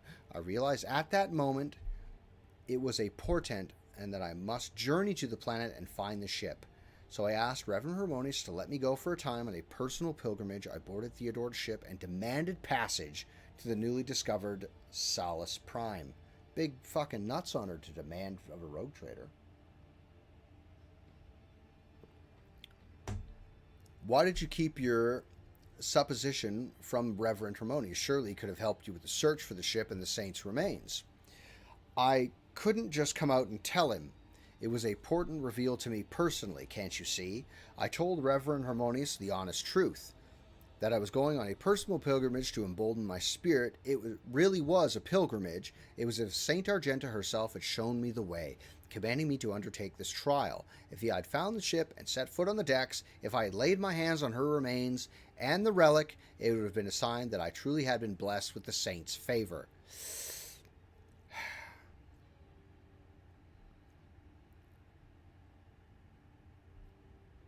Hold on. I don't want to give Argenta shit. I do, but I don't. Your actions were driven by hubris. That's understandable. Searching for your destiny, place in the world. Okay. Yeah, no, I like that answer the most right now. That was irresponsible. And it was. If you were the only one that realized what you were dealing with once the planet had been described to you, the secret was yours and no one else's. That's understandable. Searching for your destiny, for your place in the world, is a special matter, a personal one. You either succeed at it or you don't. Argenta looks at you somewhat surprised. I thought that I had been called, that finding the ship was my destiny, my place in the world. Perhaps there's something more to that. Okay, you mentioned something called the One Star. What is it? Apologies, I got so carried away I forgot to explain. The One Star is the relic kept by Saint Argenta. I belong to the Order Pronatus, in which we attack particular significance to holy relics. The One Star is one of the lost relics of the past. So mysterious that no one even knows what it is exactly. Argenta's Hagoraphy? Hagoraphy? Hagography? Hagography. At times calls it a banner, a set of armor, or a blessed chainsword. One thing is certain, it was a beacon of righteousness, and it was lost with Argenta's death. All of those things are good. Imagine Theodora was thrilled with the prospect. Lady Theodora lent her assistance. It was her intention to visit the newly discovered world, and she took me with her. What happened next? Defeat, Argenta says bitterly. The ship's auguros failed to detect anything of note during orbital scanning. I was expecting this, though. According to the legend, the ship can conceal itself from the naked eye. Only a pilgrim guided by a pure heart can find it. Jesus. What I didn't expect was an ambush waiting for us on the planet. I landed there with a small unit provided by Theodora. I know St. Argenta's... Oh, shit. I just said the word, and now it's fucking letters in different spots. Hagography by heart. I know all the legends about her. I followed their obscure clues, the descriptions of mountains and rivers from millennia-old tales, and I was certain that I'd found my way to the ship, and that's where we were attacked. The words we heard in the heretic shrine on footfall, something about ways, doors, please, addressed to some lord, the edge of daybreak. Argenta is shaking with disgust. They were the same words as those spoken by the cultist who attacked us on Salus Prime. My whole unit perished. All those honest, brave people I had led to search for the relic, it was only a miracle that I didn't perish along with them. I didn't connect these events at first. The cultists on Footfall, the cultists on Salus Prime, the cultists attacking the ship, and Conrad's betrayal. What if these all links to the same chain? What if they've long since infiltrated the ranks of the von Valancius servants? What if I led those heretics to the sacred planet with my search? Okay.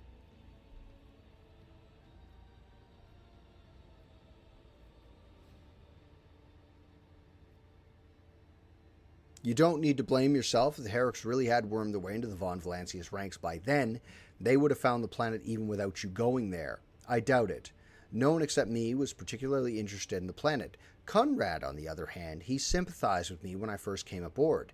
He helped arrange an audience with Theodore and supported me in my efforts to visit the planet. I never told him plainly why I wanted to go there, but I imagine that the Venture must have figured out the Vulture, Jesus Christ. But I imagine that the Vulture must have figured out that it was something important, something related to the holy faith of the Imperium. And what could delight a heretic more than defiling a relic? Sadly, the only one who might have all the answers, Conrad, escaped. Oh yes, and I sincerely hope I'll meet him again. That serpent needs to answer a few questions before he is plunged into cleansing flame. That's why I gave Argenta a flamethrower. Alright, so how did you manage to escape from the cultists? Argenta hangs her head. Theodore's people received the distress call and came to my rescue and brought me aboard the ship.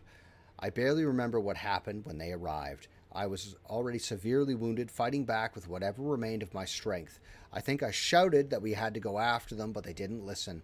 They took me to the shuttle and pulled out. After all that is blackness. When I came to, we were already in the middle of a warp jump. Theodora had urgent matters to take care of and decided that she could clear out the planet at a later time. And that's why you didn't trust me. Yes, rogue traitor, Argenta looks you in the eye. I saw with my own eyes how a member of your family showed its true colors as a servant of the archenemy. I had already suffered a humiliating defeat at the hand of the cultists and was afraid of another betrayal. I couldn't be forthright with you, so I studied you, looking for seeds of corruption or the light of righteousness. Okay, and what did you find? A man who stood shoulder to shoulder with me and helped eradicate cultists on footfall, Argenta smiles, as if representing but a pleasant evening spent in the company of friends rather than a bloody battle. I love her so bad. I love her so much. Although my opinion of you started to change even before then, back when you agreed to talk to the orphans at my request, a leader who's willing to honor those who lay down their lives for them and take care of their children is a leader who inspires trust. And the way you acted in that moment... Do you remember? There was a young man whose grief and confusion had driven him to insolence. You found the words that could comfort him. You didn't punish him, didn't scare him, show him an austerenity. You even admitted that you are not all-powerful. It surprised me. I even saw it as a weakness at first, but after giving it some thought, I saw the wisdom in it. The way you openly addressed the thoughtless boy does you credit, rogue traitor. So just to clarify, you were wounded and you never found St. Argenta's ship, is that right? Yes. I rushed to Theodore the moment I could walk again, insisted we go back to Salus Prime to defend the relic from the heretics. But I was told that the warp jump had destroyed the old route to the planet and that plotting a new one would take a great deal of time and effort, as if there was nothing, as if there could be anything more important than protecting the faith and hunting down the servants of the archenemy. Yes. In any event, the route was lost, and all knowledge of it died in the attack on the ship along with the old navigator. But now we have a new lead. The data we collected from the cultist shrine on Footfall. I don't care what the reprobate we executed said. There must be a way to track them down. Tell me, rogue traitor, will you help me in this undertaking? Will you help me find this great relic and return it to the people of the Imperium? Yes, but not for the reasons you think.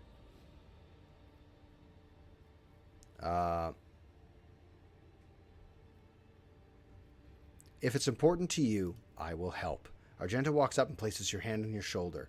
So be it, rogue traitor. As I stand here before the warrant, the embodiment of the Emperor's will, marked by his own hand, I vow that I will not relent until the holy relic has been returned and the heretics punished. And may the light be with us both on this path. I'll show you some light, Argenta.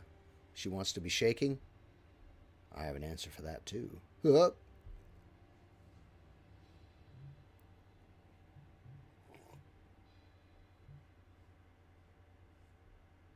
I didn't mean to slurp.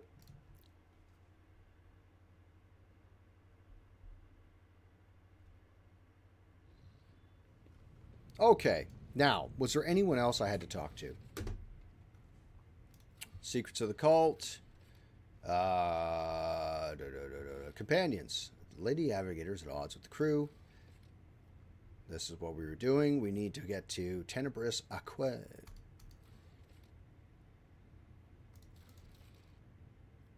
I can't complete it because I don't have enough soldiers, but I definitely want to pick a fight with what's her fucking name. Let's go talk to Lady Cassia, who is... Where's Lady Cassia? She's right next to me. Oh, she's right next to Argenta. Pardon.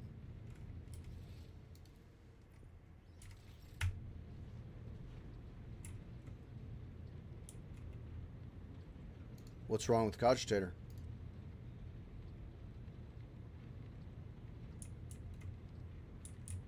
I mean, it's a fucking ancient machine, but what are we looking at? What are we looking at? Those are big seals. Emperor protects written on the seal. All right. Very good. Words cannot describe how boring the bridge is without our stimulating conversations. Why would I get rid of her? I have heard rumors that you're not getting along well with the crew.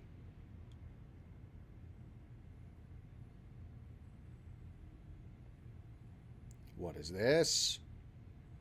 Panic flashes in her ruby red eyes, and your heart starts beating a little faster while your hands go cold. Not here. I'm begging you. Aren't noblemen supposed to discuss such things away from the servants? Let's go to my study. Then lead the way, and I will answer all of your questions. Yes, you will. Not the... You have gills. She has gills. Sorry. What is it you want to talk about, Lord Captain? I have nothing to say to your unfounded accusation about my conflicts with the crew. I cannot recall having a single quarrel with any of your people during my entire time on board.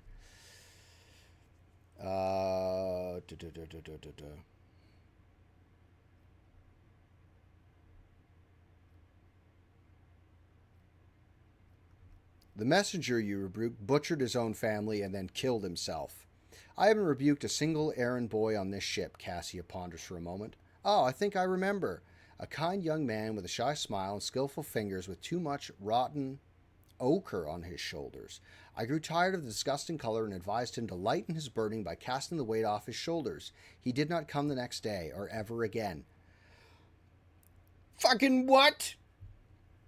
Relieve yourself of this burden. Butchers his family. Listen. I'm a father of 5. My children are not a burden at all. Tiresome, aggravating, certainly, but they are not a burden. That young man, this young man in this story here, fuck that guy. Glad he's dead. Shame about his kids, though. All right. During the warp voyage, you gave the wrong orders, which led to the vessel shifting off course and the service bay being destroyed. I saw something in the warp, something vast, predatory, shimmering with indescribable colors. It came from nowhere and stared at the ship with hundreds of hungry eyes, right there in our path. I decided to change the course while it was still possible, but did not want to sow panic. Would it have been better to tell the crew we were heading straight into the monster's gaping maw? Which is a thing. In the warp, it's not just the big 4. It's just not the big 4 chaos gods. There's other shit in there. Like, the warp is horrifying. The officers are reluctant to be quartered next to your chambers because of the constant emotional outbursts it causes them. Some even maim themselves and others. I already told you I cannot control my abilities. What else do you want from me? Will I be signed a pariah chaperone? Or will you put me in a suppressing check? Jesus Christ.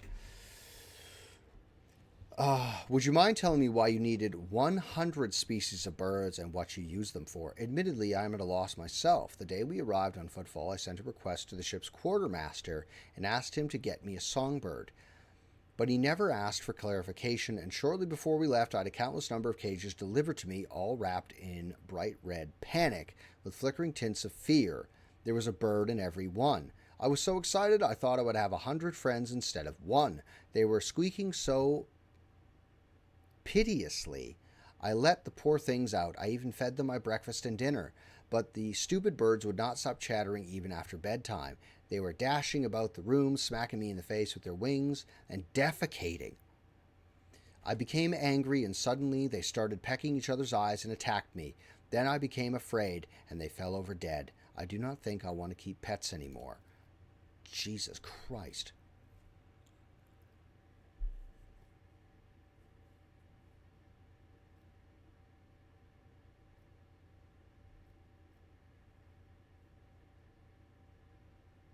Okay, hold on. There's nothing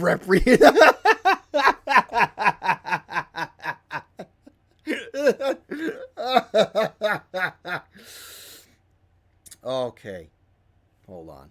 So, you've done terrible things, but I would not presume to lecture a person of noble blood. And she has, but... You have a kind soul, but have difficulty reaching to people. I could teach you the art of communication if you'd like.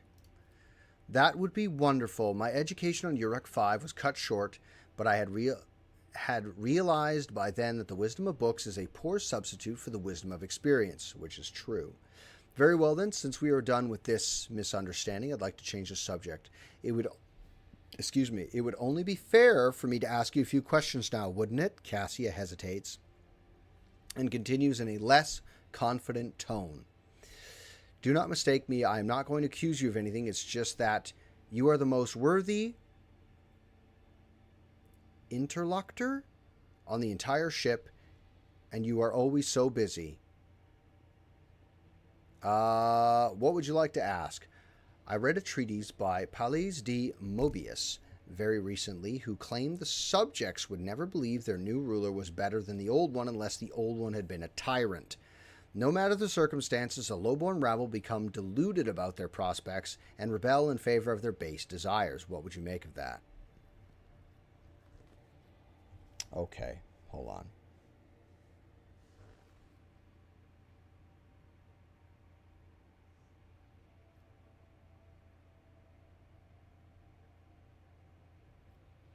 That's 100. Lore Imperium. That's 126, because Jay is very knowledgeable. Your interpretation of this classical text is not entirely correct. If the subjects have grown accustomed to the ruling house, all the sovereign must do to refrain from breaching long-standing traditions, adjust unwanted laws as gradually as you would shift the bed of a flooded river, and no one will ever take power from you. Or, on the contrary, the loyalty of subjects can be bought at a pittance. Lower the tax, throw them a festival, feed the needy. A gracious... Oh, yeah! Fuck! That's one of my favorite things, is that you can like hike up their stats to wildness, and then yours can, be for combat. So we're going to use commerce. Cassia thinks for a moment and then smiles. Indeed, I was not wrong about your merits or your ability to hold a conversation. I hope my second question does not confound you either. According to the 20 tomes penned by the preacher, Jesus, Oistach Istefan, the Forgotten. No shit, he's got a name like that, and he's called the Forgotten. Mercy and cruelty go through the world hand in hand. But Pete's getting hot in here. But people flock only to one pan of the scales. Would you rather inspire fear in your followers or be magnanimous and choose awe? 94, 98, coercion.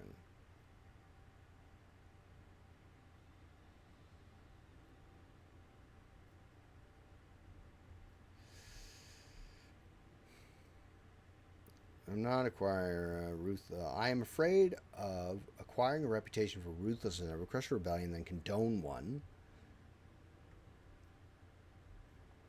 This one is going to pass. His fellowship's only at 44. Really? Restraint and lenience in my actions. Every excessive suspicion and mistrust harden the hearts of the people who turn them. That's okay. Yes, that's true. One must be a tyrant, a friend, and a jester to one's subject. What matters is that to clearly discern which role is required at the given moment. That's true. We're going to click on this one. You are saying strange things. I do not understand how you can... A jester? Stuff and nonsense. Fuck. We may not think alike, but I do not always stand your motives, and yet, may I be candid with you? Yes. I must confess that sometimes I can hardly bear the burden that the house has placed upon me. I feel I am not doing my best. Tell me how you, heir to a protectorate, bear the responsibility for billions of lives day after day and not stoop under all the weight. It's fucking easy, because I pass off work to people. I don't need to worry about this right now. This isn't work I need to be doing.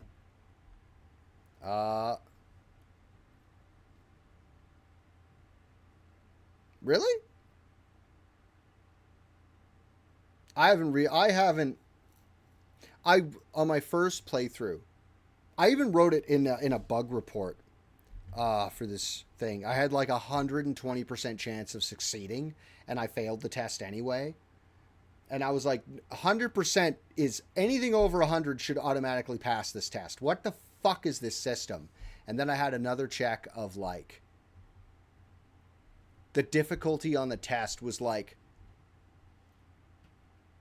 -100. Was the difficulty, was -100. I'm like, what the fuck are these numbers? What is this? Out of 100, I have 100% chance of failing? Oh, dude. It's like, fucking XCOM is a big one. Like 95% chance, critical shot. Gonna get it. Fucking miss. What do you mean I missed a 95? Like 3 times in a row. Turns out that's not the real number. It's just the one that they put on screen to make you feel good. It's my duty whether I like... That's my actual real life answer. It's my duty whether I want to do it or not. Solely for my own ends. Ooh, that's heretical. It's not always easy, but I try to lead the dynasty toward prosperity by worthy means. It's my duty whether I like it or not. Thank you for your patience, Justin. You are helping me see the world in different colors. A novel experience for me. Our conversations hold a special place in my heart. Allow me to bid you farewell for now. I'm heading back to my chamber to consider today's conversation. All right. Try not to fucking massacre the crew while you're on the way. That's a book I didn't feel like picking up. Back to the Void Ship. Is there anything else I need to be... Anybody else? Elder Eye, Secrets of the Cult... Those are companion quests, and that's Heinrich. Okay, now we can go to Kiba... No, not Kiba Gamma. Now we're going to fucking Dargonis 2 hours in. Whatever. We're having a good time. We're having a good time. I'm having a good time. We're all here together. Not Void Ship. I wanted to go to inventory. First, go to weapons. Find the axe. This Omniscient axe. Add to cargo. No one's using this weapon. Add to cargo. Sanctified staff. Telepath staff. Add to cargo. House Cassini. Infusing. Allies targeted by navigator powers and bonus to their characteristics until the end of the navigator. Back up. What staff are you using? Devastating. The first use of it per turn does not set the power on cooldown, does not count toward the attacking limit per turn. The second use, okay, that's why I put that on. The Bloodhound staff is really good for her. That's awesome. 3 of these, Power Sword. You're using 14 to 20. Power Sword 10 to 14. So this is known as good. What about Argenta?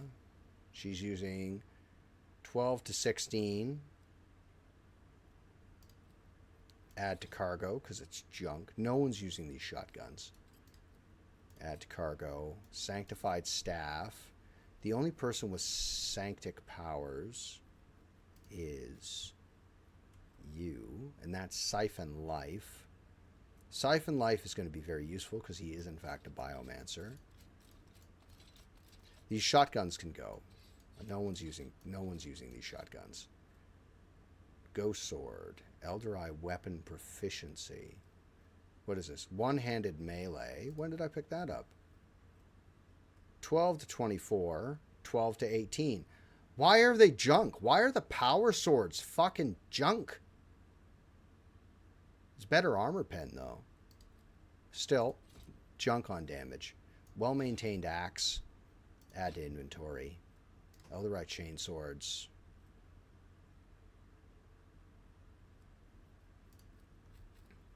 Everybody's got a better weapon. She's got a knockback weapon. There's a reason for that. Chainsword is 12 to 16. This is 7 to 12. Add to cargo. That chainsword's actually pretty good. Oh, it's 8 to 12. That can add to cargo. No one's using these shotguns. That can fucking stay in my inventory, though. 20 to 25. Those are both very good. Elite chainsword. No one's using that. I might need this. I'm saving weapons I might need that I'm definitely not fucking using.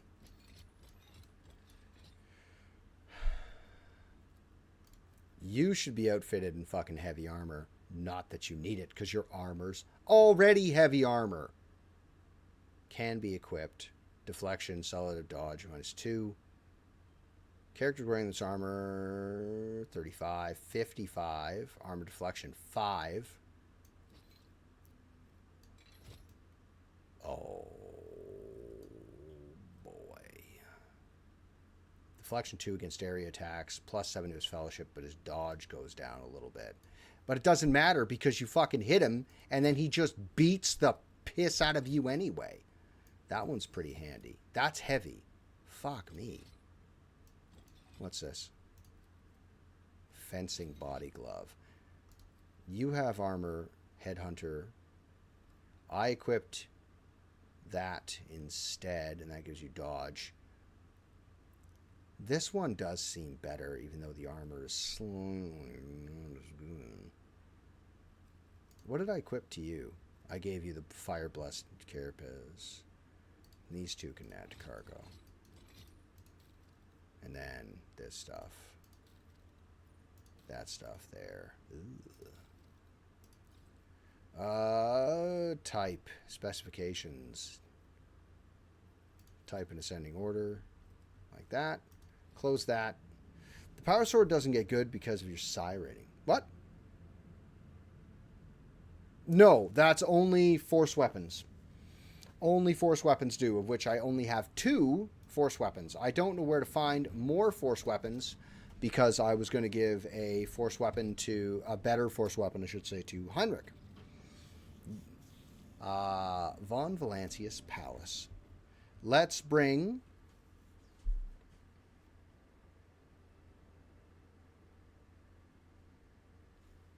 We should bring Abelard because he's my fucking right hand. Heinrich asked to come with me. Do I need Pascal? Everybody should come. Just bring everybody. I'm not going to be doing any fighting anyway. What checks do I need? Tech, commerce, imperial lore, Xenos, Abelard because he's my guy, and Adir is my early warning system. What time is it?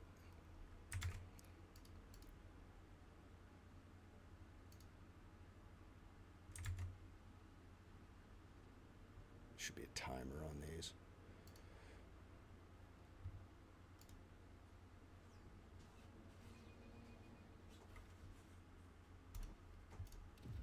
All right.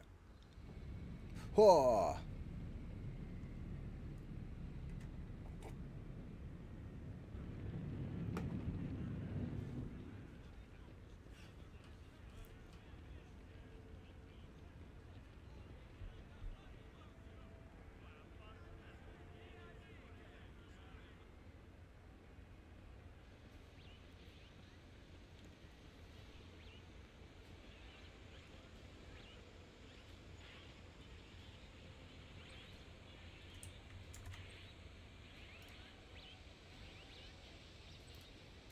Leave that one open for a second. I kind of want those statues in my garden. You know what I mean?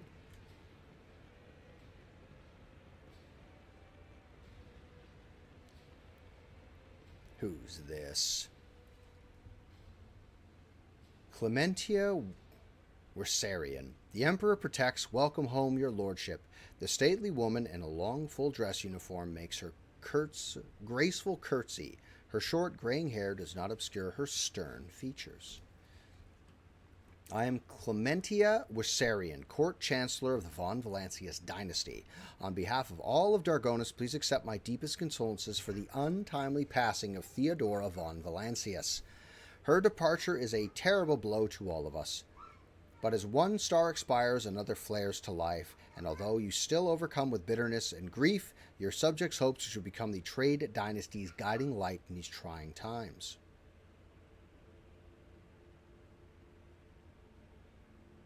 Two. I would get two. On either side of the path walking into the backyard. That's what I would do. Clementia. Abelard offers a reserved nod. She nods in return, and the lines on his brow soften ever so slightly. Achilles Scalander. Jesus, you look like shit, dude. Look at that portrait. Oof. The young man quickly brings a respirator to his burnt face and bows his head courteously. His raven black hair veils his burns and skull implant, and his thin metal fingers creak quietly as he offers a welcoming gesture. Achilles Scalander, Secretary of the Administratum Department. I hope your journey to Dargonus was not darkened by unwanted troubles. Was it fucking ever? Okay. I didn't realize my Demence's security was so illusory. The Emperor protected on his journey through the stars. I will say it was uneventful, thank you. Is it? Well, he looks like shit, but the portrait looks great.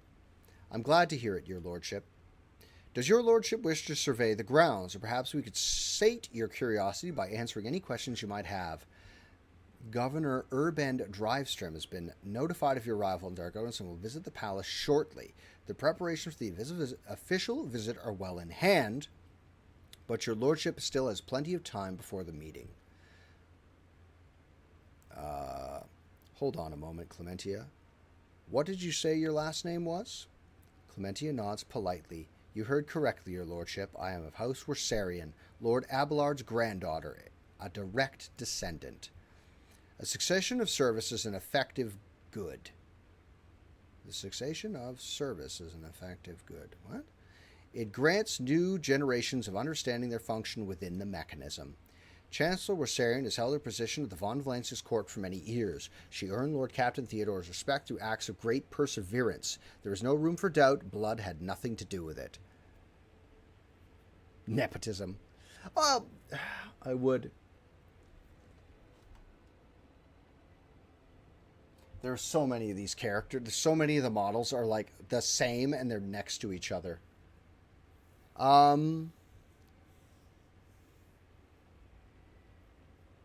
The Emperor blesses those who strengthen humanity's domain through their deeds. You have a reason to be proud of your progeny. Abelard looks at you in surprise, then immediately puts on an air of indifference. Thank you, Lord Captain. So, why isn't the governor here to greet me? Apologies, your lordship. Governor Drivestone's residence on the other side of the world. By the Administratum Palace of Dargonus. We sent word as soon as you entered the system, but it takes time to travel the great distances of your domain. Logic succeeded. Chancellor Wissarion appears unruffled, but you cannot shake the thought that the governor's lateness is a subtle political gesture designed to test the limits of what is acceptable when it comes to interacting with a new rogue trader. I would like to rest before the meeting. Where are my chambers? They are very close, just down the hall. That is also where the study and the audience chamber are. Achilles' face brightens with a pearly white smile, restoring some of his former good looks. Lady Theodora's study has remained locked since her last departure, but on account of your arrival, we arranged for it to be tidied up. It is whenever you may need it. You are dismissed. I apologize for my bluntness, but I have a request to make. Perhaps when the meeting takes place, the illustrious Lord Captain can spare a few minutes for a conversation with me. Achilles bows his head. I am certain that you will find my report on the state of affairs in the von Valancius Protectorate most useful. I will. Now, before I carry on, I have to go to the bathroom because I've had many water and most of a cup of coffee here. So very briefly, guys, I'm going to run an ad, and because that helps, I guess. They're going to happen anyway, is what I'm saying. So I'm going to run a 3-minute ad, while I go to the bathroom. So give me 2 seconds and I will be back with you.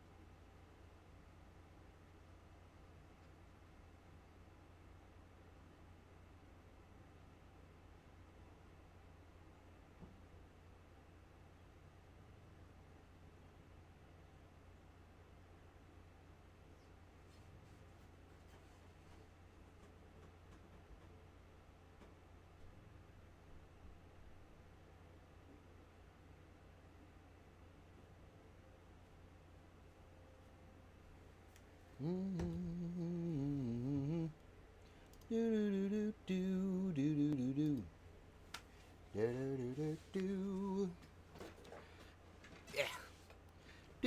Why? I was upstairs for way more than a minute.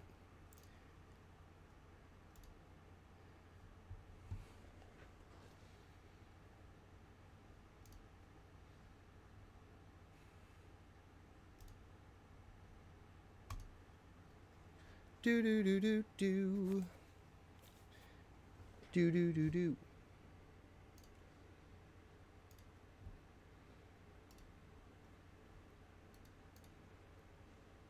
Do do do do boop.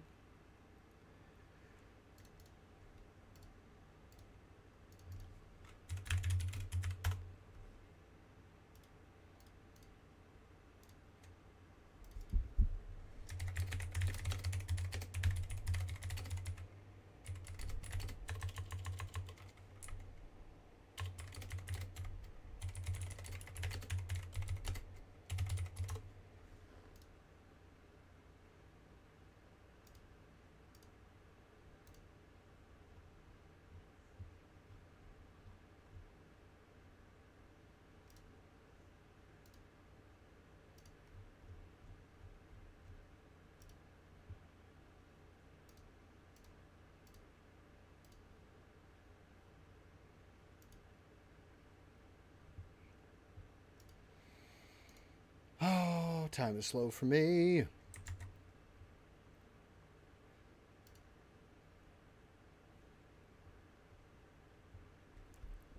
Anyway.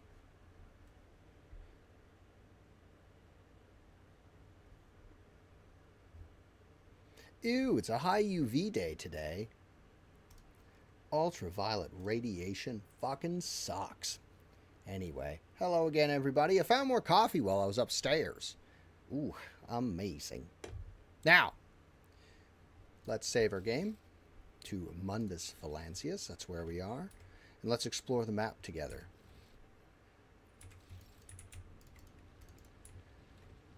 Nobleman. There is...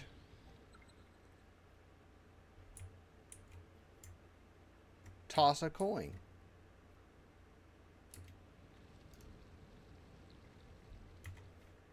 Looks like that.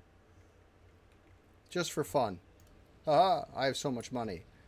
Glinting in the light, the coin falls in clear water and sinks to the bottom. Our underwater city needs a fountain in the Arboretum. Writing it down. Needs. Excuse me.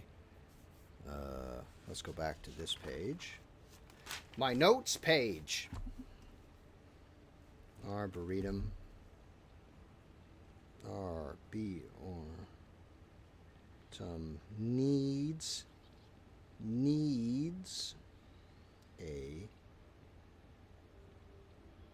Needs a fountain. Needs it. Oh, fuck. All right. So, can I throw another coin in just for fun? No. A delegation? A servo skull. Can I have the servo skull that gives me a fucking sick charge? A box. Oh, that's what was found. Let's talk to head of Kiva Gamma's delegation. May the Omnissiah bless the Von Valancius dynasty. Thanks, dude.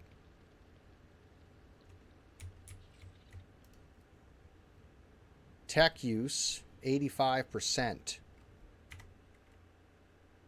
I'm going to fail this test. Watch.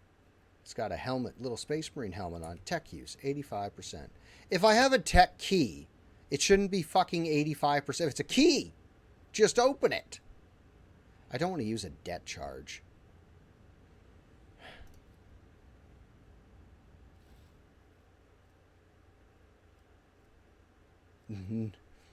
Nutra slurry tubes. Oh, that sounds better when you say it that way. What is that? What is this? Loot? I'm sorry. There's loot. Oh, there's Jehadar. Ah, what's this? Encrusted jewel, chrono. You mean a watch? And engraved flasks. Thanks so much. Jay, what are you doing? Such illustrious society, such well-heated nobles indeed. It would be worth visiting Dargonis, even without getting to know you, Shireen. This world offers you huge... Yeah, of course. Business, money. Yurlet, how are you feeling looking at this tree? Ah, yes, this is what we're after. Trees like this in gardens. The walls of your home suffocate me, Elentok. I long to leave this twisted world at the first opportunity. I should leave you here. I should leave you here, Space Elf. I think there's going to be fighting. Ah. Well, to the glory of the Rogue Trader. Imagine having a fucking place like this. Jesus. I do like the idea of tiles, though, I must say. I wish you could do... Maybe I could. How would I do it on the floor, though? How would I make a tile pattern on the floor?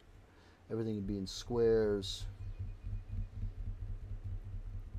We'll have to look. We'll have to look. My man Lime sent me a link. I'll have a gander at it after the stream.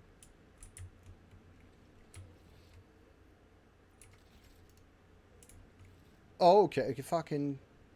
Welcome, your lordship. Let me inform you the location of the chambers of your dynastic estate.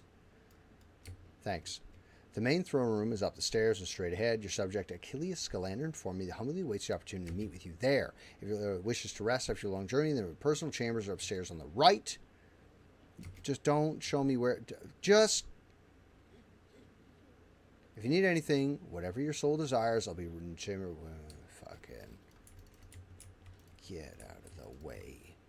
I know my way around my own fucking... Oh, give me a fucking skull in the floor of my own house. I would fucking love to have a skull in the floor of my own house. You know, I wanted a skull backsplash in my kitchen for the longest time.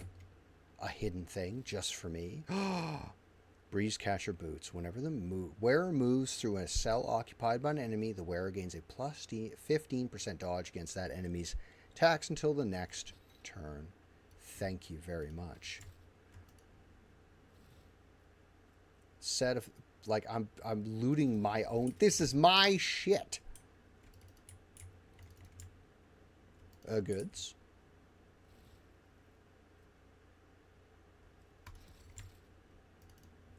What's this?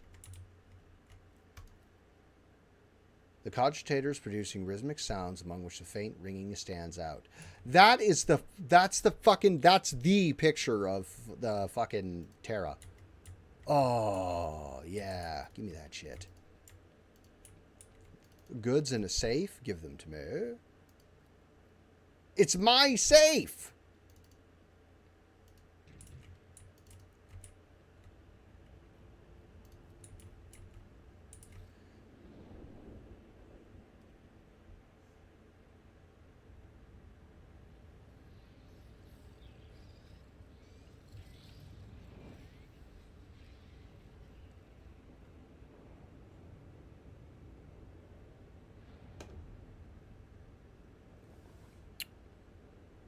I love Gothic architecture. It's a little gaudy for me, these massive whatsits. But you know what? I love it. I love Gothic architecture. It's for me, is what it is. Ah, is this a bedroom? It's my bedroom with a massive bed and a secret bookshelf. I fucking love this. There's just a can of fucking fuel right there. Regicide board. Part of an Eldari tree. Or, it's an Eldari whatsits. Very cool.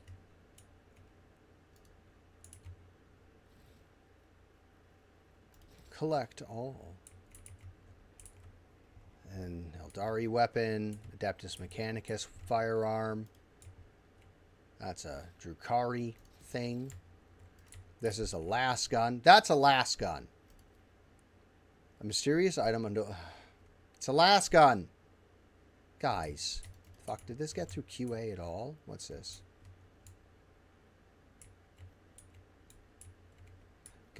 Hey, man. That thing you're holding on to, you shouldn't be. I know what that is. A mysterious unit have rests in a stasis field. I fucking know what that is.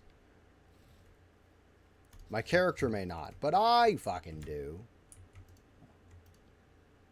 She's got loot. Zealot cloak. When the wearer hits an ally with an area attack, the wearer gains +1 stack of the Zealot till the end of combat. 10% damage. Fucking holy shit. I know who that's going on. Plasma Shaper gloves. That's going on Pascal fucking immediately. Pascal, my son. Plasma Shaper gloves. What were the other gloves I had you wearing just now? What were they doing? Tech use. Yeah, no. Tech use +10. They also increase plasma weapons by 3. Fuck. Blech. Look at that thing. He is a greasy boy. Argenta. Ranged attack. Distraction. Zealot cloak. Oh, Argenta, red is your color. Ooh. And she's a fucking zealot, so why would she not? No, that looks amazing. Let's go to... Where's my man? Where is he? What boots are you wearing? Unyielding Vanguard. Allies with a 2-cell radius around the wearer. 40% bonus to resolve from unyielding beacon ability instead of the original. 40% bonus to resolve. That's fucking real good. Warmonger boots. Whenever the wearer kills 2 or more enemies in a single attack, doesn't spend all the MPs. Yeah, that's something he's doing. You're very movie. Increases wearing by 3. Let's put the breeze catcher boots on you, because I kind of like the idea of you fucking zipping and being zippy fast around the battlefield. Whenever the wearer deals damage to an enemy, the wearer has a 25% chance to regain 2 movement, or just have 3 movement to start with. He doesn't use Deadeye shots. Helmets. What is this? Crows. He's not using a pistol. The next attack with a pistol scores 0. Wasn't I fucking putting that on Jay? Why didn't I have that on Jay? Throw that on you, because she's the fucking dual pistol fucking what's-its.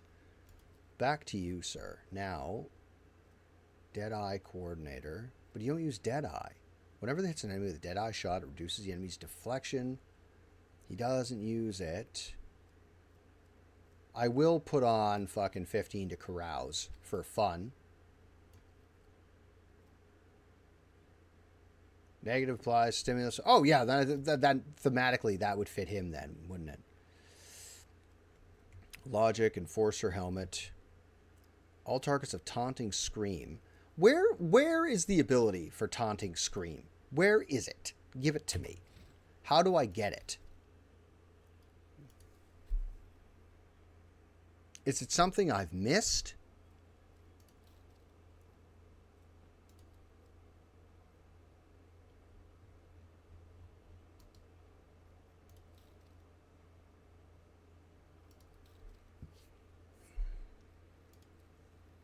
Can I take it again? Let's pretend for a moment that I can just...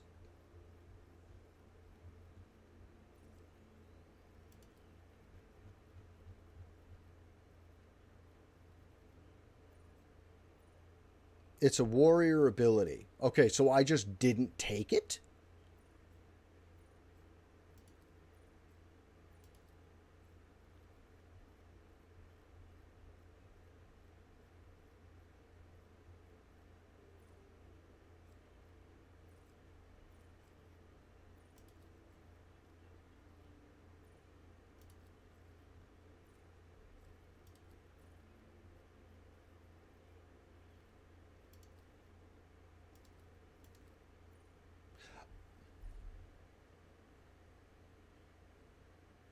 Oh. More is the fool lie. Forceful strike. Well, there it is. You can't show one of the... Well, funnily enough, we can take forceful strike. We're going to might for a crushing strike. The next melee attack pushes the enemy away.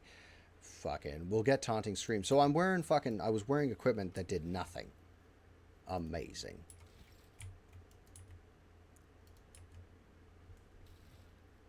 Thank you. Sit down. This is to unlock the mission, one of the quests Theodora was doing. Books arrayed on these shelves. Their lavish, almost pretentious bindings seem to be identical. Strange objects lie behind the glass display case. Complete absence of exponent labels makes it possible to learn what they are. Well, let's just use our fucking eyes and look at it. It's a fucking dark lance. You're welcome. I figured it out. It's a dark lance. God damn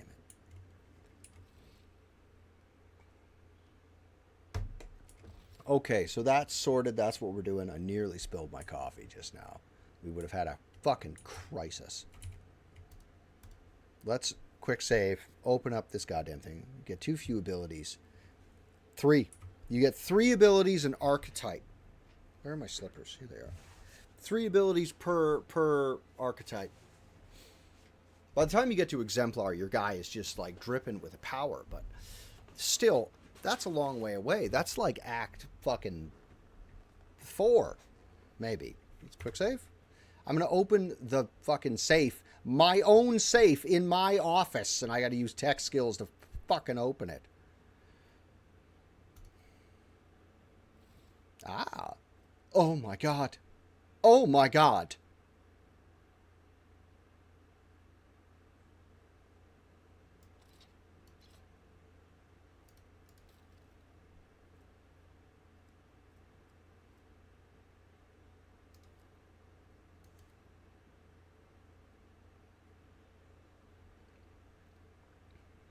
Tell me more. Can I equip that to Argenta? Close. I can't because she doesn't have Melta Specialist. She has Flamethrower Specialist. A loot. Give it. I'm going to steal shit out of your toolbox because I can. Give it to me.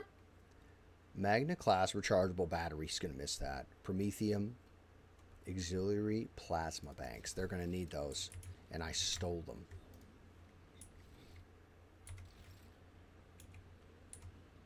Can he equip Melta? Can I put heavy weapons on him? Pascal? My man. You can't. That fucking... I've built him to be a plasma killer, though. Like, I've built him as a plasma god.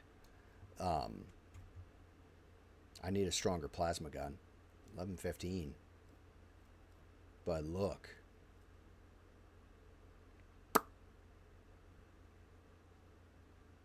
Maybe I could respec him to go into just Meltas. If I respecking costs a point, does it not? Of my profit factor?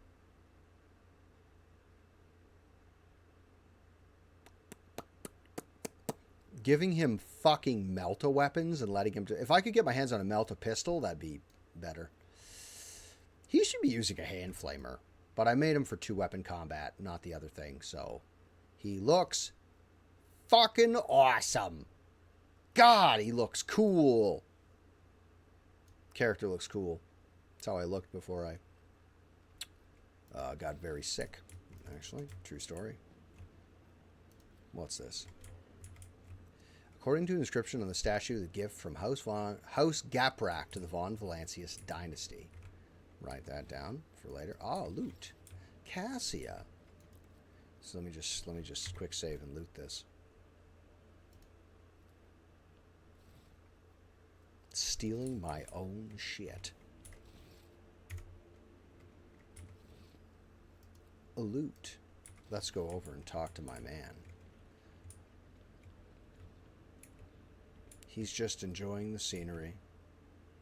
While we're on Dargonis, I will check the secretaries of keep on the logisticians. Master Dan Rock does his job well, but a little scrutiny goes a long way with him. Ah, so can he be trusted to do his fucking job?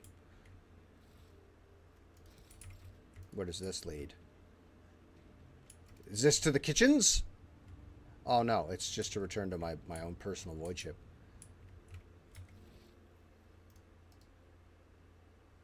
Well, let's go have a conversation with Heinrich and Achilles Scalan. Hey, where's my fucking chair? Oh, there it is. What's this then? Stand here so you can't see anything to talk to that guy. Sounds ridiculous. The Imperium. What a place. Okay, let's have a talk. Just the three of us, gentlemen. The lack of observers on this world has been led to your nobles becoming extremely complacent. Today alone, I overheard 3 statements that if I so wanted could be turned into grounds for charges of heresy. Fucking do it.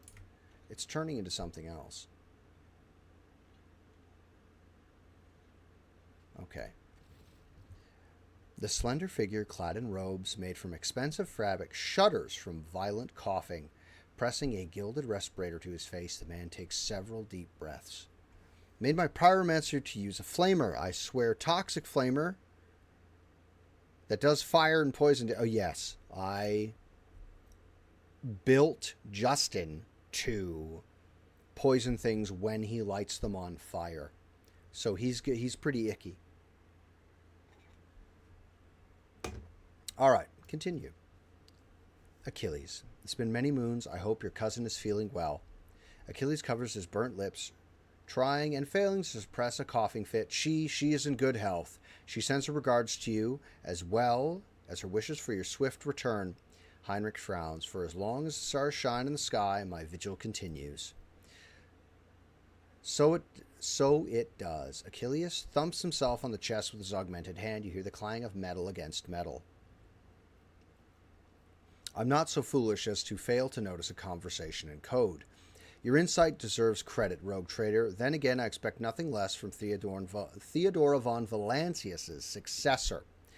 Heinrich looks at Achilles. Allow me to introduce Achilles Scalander properly. In addition to his duties as secretary of the Administratum, he acts as an agent of the Golden Throne under my aegis. Master Scalander was transferred into my remit by a colleague who is engaged in other matters in the Coronis Expanse. I'm sure you will find Achilles' service useful, especially when dealing with the schemes of humanity's foes within the borders of your protectorate.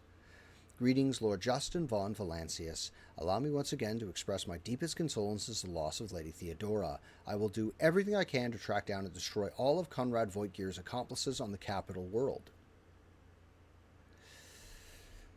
Do you know anything about what's become of Conrad Voigtgear, the former Master of Whispers, a heretic and a traitor to the dynasty? Achilles nods grimly. Word of his treason reached Dargonus too late. Conrad came to the planet and left it almost immediately once he had sown discord in the minds of the gullible and the naive. The worst of the rumors he started was that you were the one responsible for Lady Theodora's sudden demise. Of course, your loyal subjects did their best to skin alive any who showed signs of doubt. Literally. But it seems unlikely that the wardens got to everyone who allowed doubt into their hearts and now nurtures in secret. You promised me a report on the present state of affairs in the Protectorate. I've already forwarded all official reports to your Seneschal. As for the conversation we're having right now, I wouldn't trust any paper or data slate with its contents. You see, Lady Theodora, may the Emperor have mercy on her soul, was perfectly aware of Dargonus' political environment. You, however, have only just arrived on the capital world, and I thought it would be best to bring you up to speed. Frankly, the nobles of Dargonus, much like the nobles on most worlds, are akin to spiders in a jar, ready to pounce on whoever is the weakest and whomever they deem to be the weakest. The nobles of Dargonus are all well-respected, rich, and powerful individuals who held Lady Theodora's favor for many years and found ways to rise above the rest by diligently serving the rogue traitor. Every family pursues its own selfish interests. Each one expects that with the transition of power, they will retain, even add to their lands and wealth. The families I would recommend giving particular attention to are the Drive Stems, the Gapraks, and the Sourbacks. I should also mention the Worsarians, not a noble house per se, but a family that was part of Theodora's inner circle, to the Blue Bloods' great displeasure. Let's write those down. I won't need to because I'm going to remember them, but I am going to write it down anyway. Separate notes way over here. That's my Wolves of Corn army list. Rogue. Raider. Tell me about the Drive Stems. The Drive Stems are the ancient governor house of Dargonus. Predictably, the greater the wealth of the Von Valancius Protectorate, the fuller their coffers grow. Their reputation is flawless except for one detail. We have evidence that Urban Drive Stems rivals seem to have the misfortune of regularly falling victim to Xenos raids. I find that these attacks are always a little too advantageous for the Drive Stems, but we lack solid proof, and it might never suffice.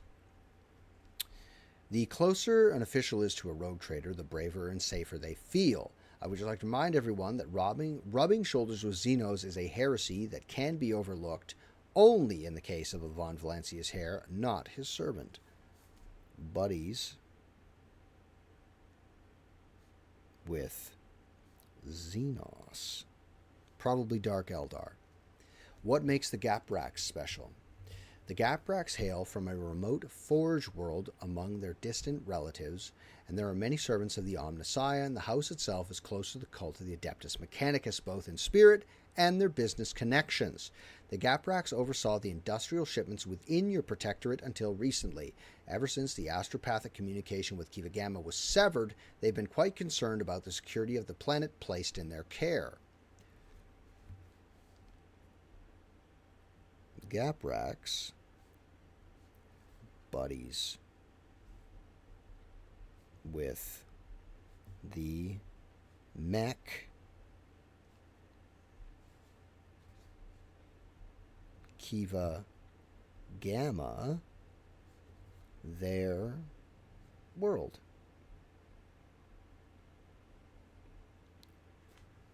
Ah! Swords and Ravens. 1 Swords and Ravens. What can you tell me about House Sauerback? Religious and hardworking.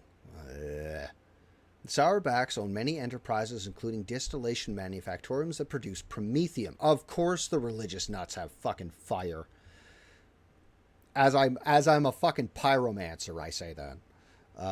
I must note that lately, members of the Sauerbach family have been prone to overly liberal statements about the von Valancius dynasty.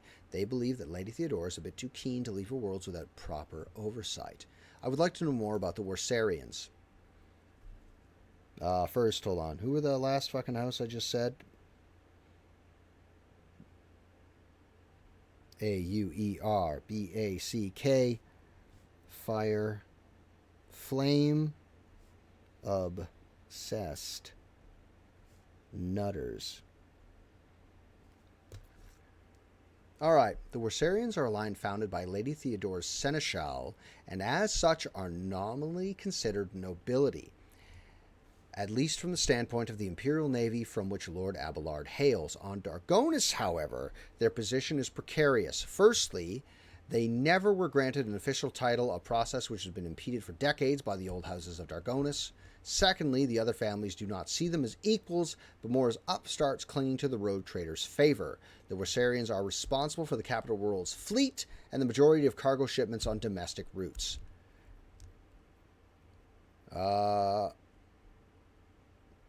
After hearing all that, I now feel the urge to have every one of these sycophants executed at once.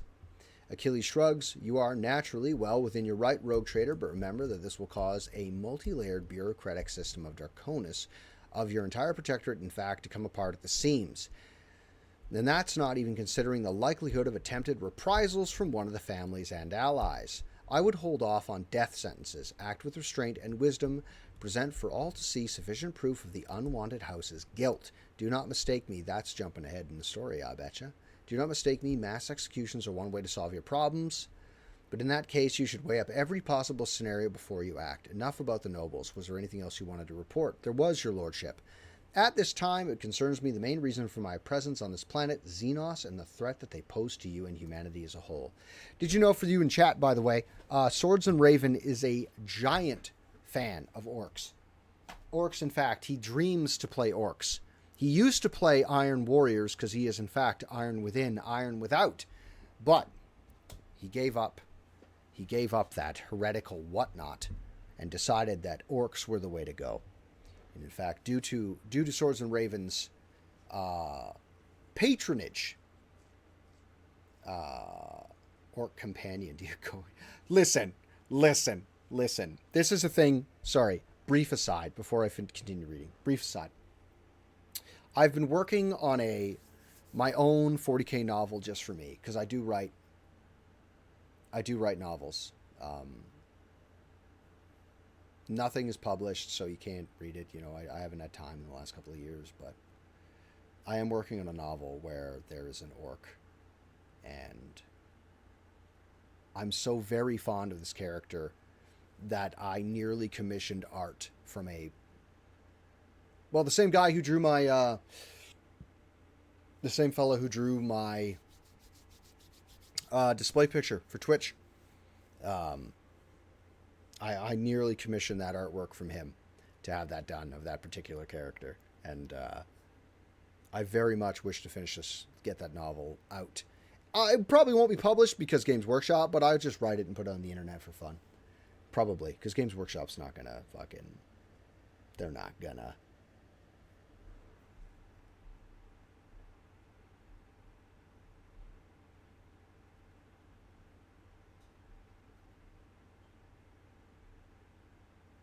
Hangs. Oh, sorry. I got a text real faster. The last few months have been difficult for the people who report to me. My eyes and ears scattered throughout the Coronis expanse. Warp disturbances, athropaths overcome with madness, ships disappearing in the immaterium. Many of my observers and contacts have gone dark or have been killed by some calamity or other. Still, I managed to establish communication with some key individuals who were able to warn me about incoming threats, including Xenos raids. Achilles looks at you in the eye without blinking. It is within my power to supply you with intelligence on where and when the Xenos will strike next. I do not doubt that Governor Drivestem will beg you for protection against the Xenos, and in this fight, the information from my contacts will serve you well. I beseech you, Justin, if I ever report a threat looming over a ship or planet, do not dismiss it. Sometimes it takes an intervention from the rogue trader and his mighty void ship to avert disaster. Okay. I already asked him about the nobles. What are your responsibilities here on Dargonis? Officially, I'm a secretary of this world's administratum department. Less officially, I'm afraid I can't disclose that even to you. In short, I collect and investigate reports of heresy taking root on upstanding planets of humanity. Above all else, I am concerned about the Xenos threat that hangs over the entire Coronis expanse, including your protectorate. Sadly, my mission was complicated by the recent warp disturbances. I'm still trying to reestablish contact with many of my agents. All right, well, then tell me about Xenos. The residents of the local system are no strangers to skirmishes with enemies of humanity, but recently the loathsome beasts seem to have completely flown off the handle. We're receiving reports from ships that made it through the warp to Dargonis. Both they and the colonists that have departed from are being attacked. We have identified the breed of Xenos that pose a threat, the Drukhari, humanity's ancient and insidious foes. Be vigilant on your travels. The Xenos will undoubtedly attack a rogue trader ship should they find the circumstances to be in their favor. Unfortunately, in the host of humanity, there are those who are willing to grovel before our enemies in the hopes of valuable reward. You may be interested to know that we were on such a trail of heretics. Achilles glances at the data slate. Overwhelming evidence indicates that a plundered void station in Langren's belt is being used as base by a band of pirates who are not above dealing with Xenos. I was unable to persuade the Chancellor of the need to dispatch a ship there, but perhaps you could pay the courtesy call to these scoundrels. Happily! Happily! I fucking love that. Speaking of Anguish One, just because I've never asked. Clearly you're interested in Warhammer. I've never thought to ask you, what do you play?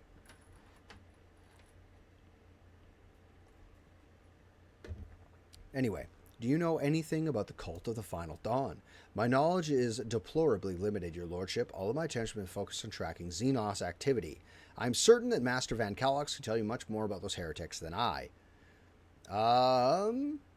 About your unofficial work. Achilles Amber's eyes flashed with interest. I've learned all I wanted to. He's not going to answer any of those questions.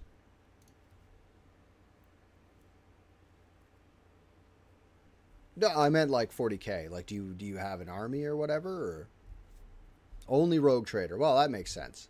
The scars on your face, what happened? About, he coughs, 5 or 6 years ago, there was an accident. Several tanks from beneath him exploded in the storehouse at my estate, and I was buried alive under the rubble. The Emperor preserved my skull, and the skilled physicians of Dargonis saved my body, except for my lungs, with which I had to part. I presume the incident was an attempt on my life, but the identity of whoever's behind it remains a mystery. I know who did it. According to the message I received a few minutes ago, Governor Drivestem has arrived at the court. I imagine the Chancellor is already prepared to arrange the meeting. All that's left is to notify her that you are ready to see Urband. Oh, Drukhari look fucking fantastic. They really do. Oh, let's talk to Clementia. Ah, your lordship. Clementia bows her head politely. For a chancellor to a rogue trader, she's dressed rather simply. A parade doublet, polished boots, and a comfortable cloak. She bears a saber in a gilded scabbard, whether for show or protection, one could not say. Only her ring with the Wersarian coat of arms indicates that she is the highest social stratum. The governor is waiting on the periphery of the palace. Please let me know when you'd like to see him. The sharp gaze, the impeccable straight back, the composure, for a moment you feel like you're looking at a younger version of Abelard himself, not his hair. Judging by the scars and the exposed parts of her body, Clementia saw her fair share of combat prior to assuming the position of Chancellor. Well. Does anyone else play down there? What are your responsibilities as Chancellor? To put it simply, I am your trade representative. Any and all decrees, deals, official communication, and meetings are first reviewed by me, then forwarded to you, and from you down to the hierarchy.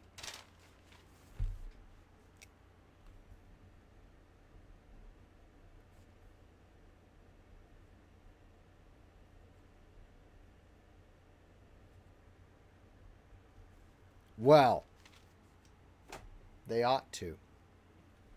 3D print it. That's probably wildly expensive. It's probably wildly expensive. But my purview also includes overseeing your lordship's property, the palace, estates, the many gardens, and other Dimensiuses on Dargonus that you have inherited from Lady Theodora. And whenever you are present on Dargonus, consider me your personal secretary. Yo. So, what can you tell me about Dargonus? All deals and important decisions are made here in the capital. Many years ago, an ancestor of Lady Theodora signed an agreement with the Adeptus Administratum, which allowed for efficient management of the world and the neighboring systems. In accordance with the decree, a share of the planet's population was assigned to the Administratum and converted into servitor scribes. Now they toil across the entire world. When she says efficient, I know that she's not talking about the Administratum. The Administratum is the most inefficient form of government there could possibly be. Dargonus is also the seat of several noble families who run all the major planets in the Protectorate.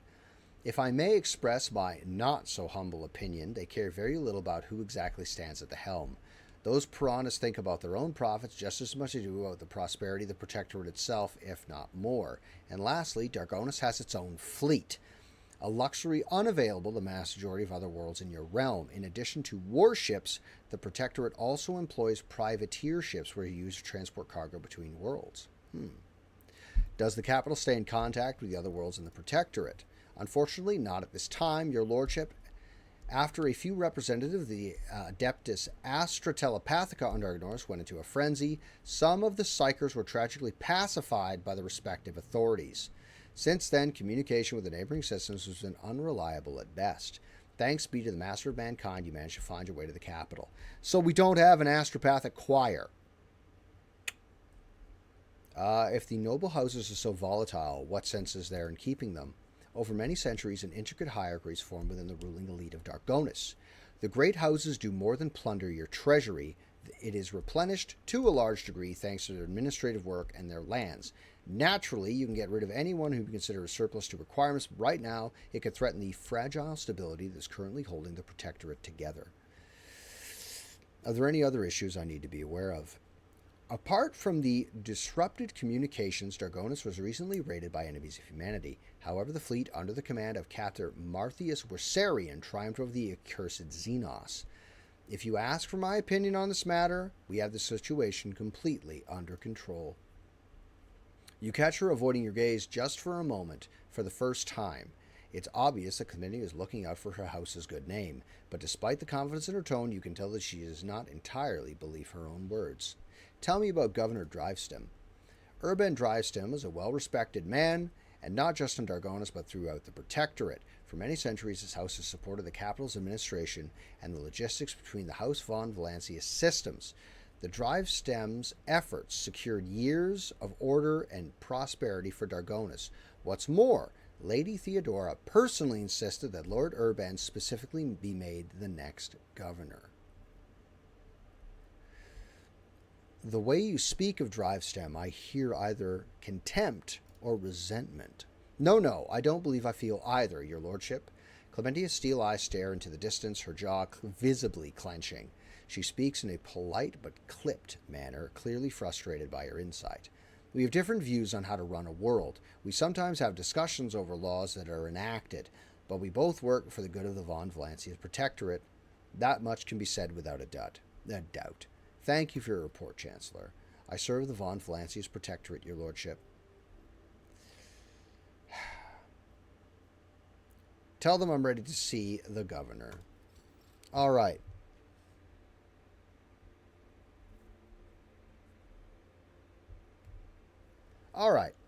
Urban Drivestream. Look at this fucking Justin von Valancius, 20th in his line, rogue trader, keeper of the sacred warrant, and ruler of the Coronis Expanse, from the Cranach system to the 100 Dreams crossroads.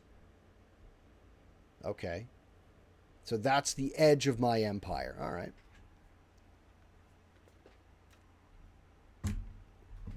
Continue. Urban Drivestem, governor of this great world, first and foremost, please accept my deepest condolences It would be difficult to recover from the loss of a woman as great as Theodora von Valancius. It pains me to think that she is no longer with us. The citizens of Dargonus and the entire Protectorate grieve alongside you. I didn't know this woman. I don't have an emotional connection to her. Please allow us to declare half a year of mourning so we can honor the memory of our beloved lady.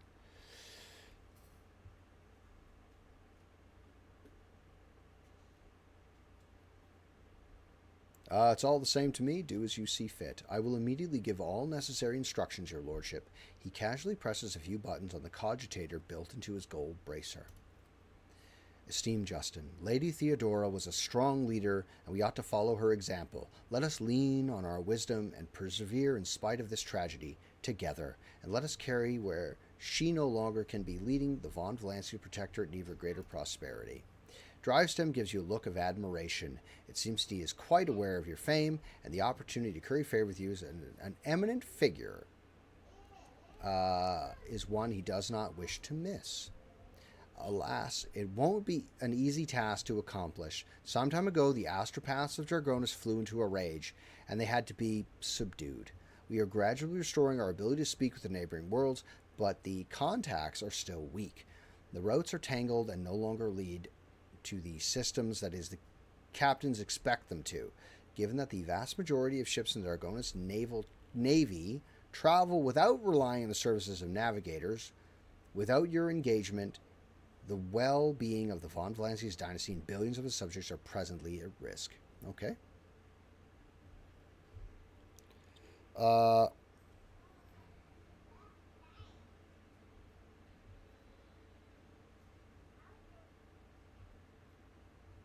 All right. First, Conrad Voigtgear, former Master of Whispers, is a heretic and a traitor. Has he shown his face?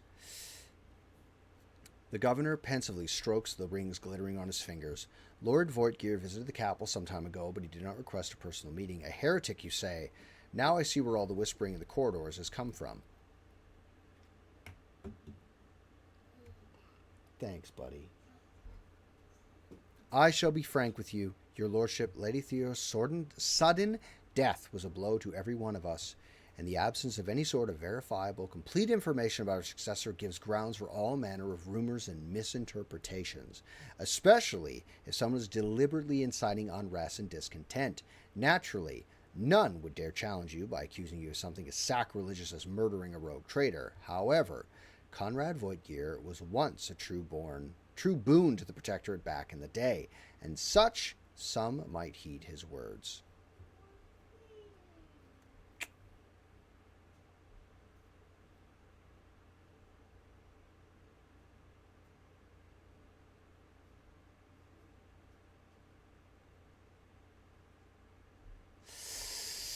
Iconoclast. My subjects' doubts are understandable. Too many things have changed in too short a span. I will prove myself worthy of my position.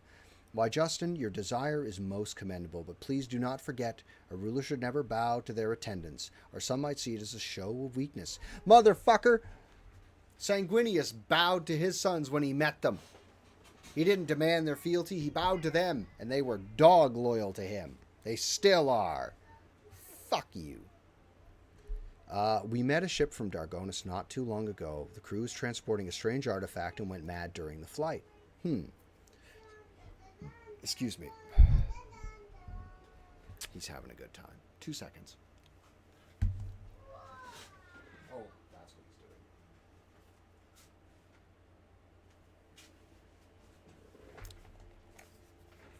What a champion. What a champion. He's racing his cars.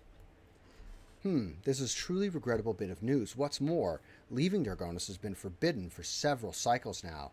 It seems the Worsarian family has once again failed in their primary responsibilities. He shoots Abelard a condescending look. I will investigate this at once, as well as the fact that the ship had to acquire a permit with the Administratum seal. Does your nephew still serve at the Administratum Palace? The governor presses a number of buttons on the cogitator built into his bracer and looks up at you in surprise. I don't understand. The ship did indeed depart from orbit, but it did so, if you can believe it, on the rogue trader's authorization. This is why no one dared to impede its departure.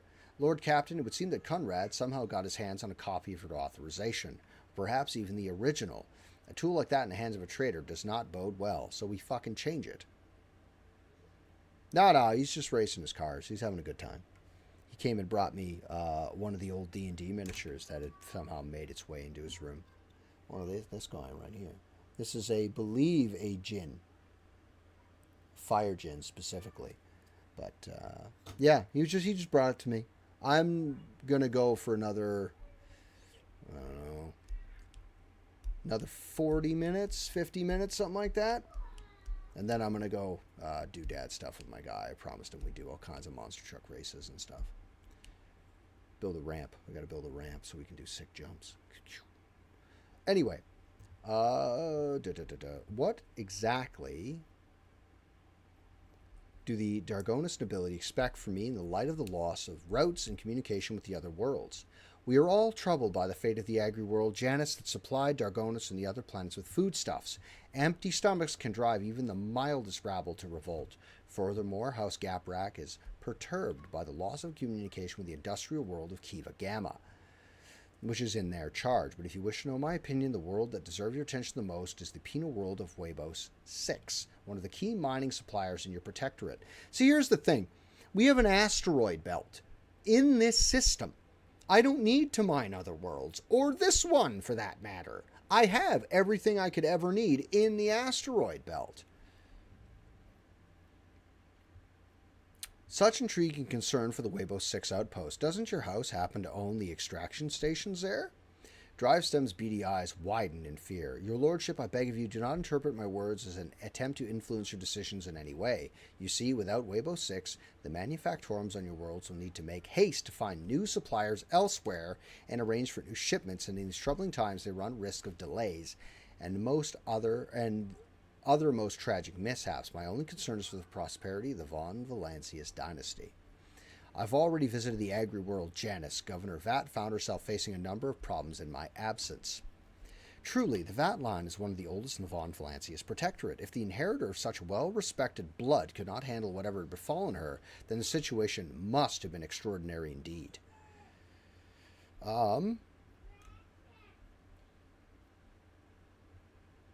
Vicentia succumbed to the worshipping of the ruinous powers and was executed. Drivestem pales in terror. It is clear from the unseemly grimace on the aristocrat's countenance that his fear is not feigned. Ruinous powers! Truly horrifying news. I commend your resolve and unwavering severity. Death to the enemies of humanity. This man has never fired a shot in anger. Wouldn't know what to do with it. That does it for the planets and the trade routes. What else? Xenos, your lordship, I don't rightly know where to begin. He rubs the bridge of his nose warily. Otherworldly beasts are not an uncommon sight in the Coronis expanse. They've been a menace to the worlds this side of the Maw for decades, but now those abominations are on the rampage. They know no signs of fear as they attack ships, either damaging them to the point where they become unfit for transport duty or outright gutting them. Only you have the power to stop this madness. We are in the process of restoring the astropathic choir of Dargonis. Luckily, we were forced to slay only some of the deranged psychers, although those that remain are yet unable to transmit messages. I hope Master Scalander will keep his word and offer his support in the war against the Xenos. According to his reports, the region of Webos 6 has been a particular concern the last few cycles, which is all the more reason to discover the colony's fate as soon as possible. Well, I've already found it, so now to issues on a smaller scale. There's a certain degree of tension in the capital due to the unorthodox succession of the Sacred Warrant. Chances of uprisings are minimal, of course. The spreading of rumors is nothing but a sign of weakness and of mind and spirit. Nonetheless, I have prepared a list of minor houses that have demonstrated unseemingly discomposure at your succession. What is to be done about them?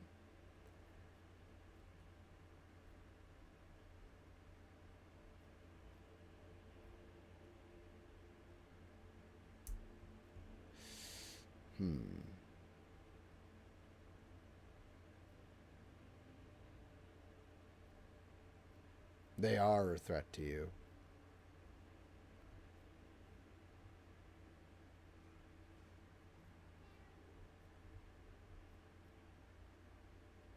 Kill everybody. Kill everybody.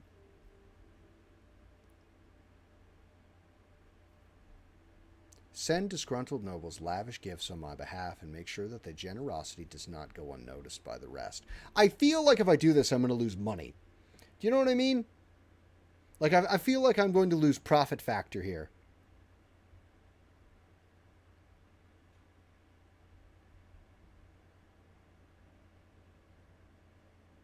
I think that's what's going to happen if I do that. I don't feel the need to fucking kill everybody, though.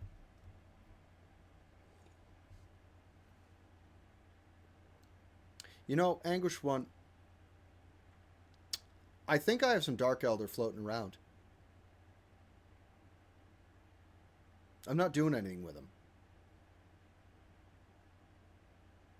I know what I'm going to do for you. Not right now. It's going to be a while, right? Not right now, but it'll be a while. I know what I'm going to do with them.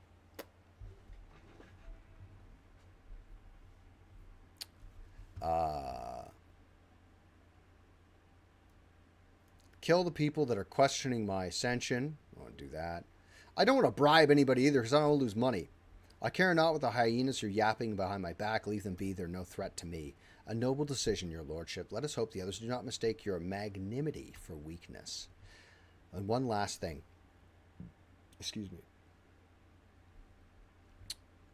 Your inauguration as bearer of the sacred warrant is but a matter of time, and I would like to inquire about one crucial detail. I imagine you are intending to uphold the centuries-old tradition, bolstering an equally long-lasting friendship of being represented on Dargonis by one of the noble houses.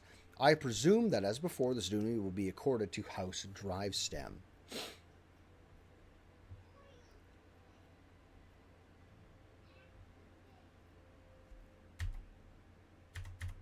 I very much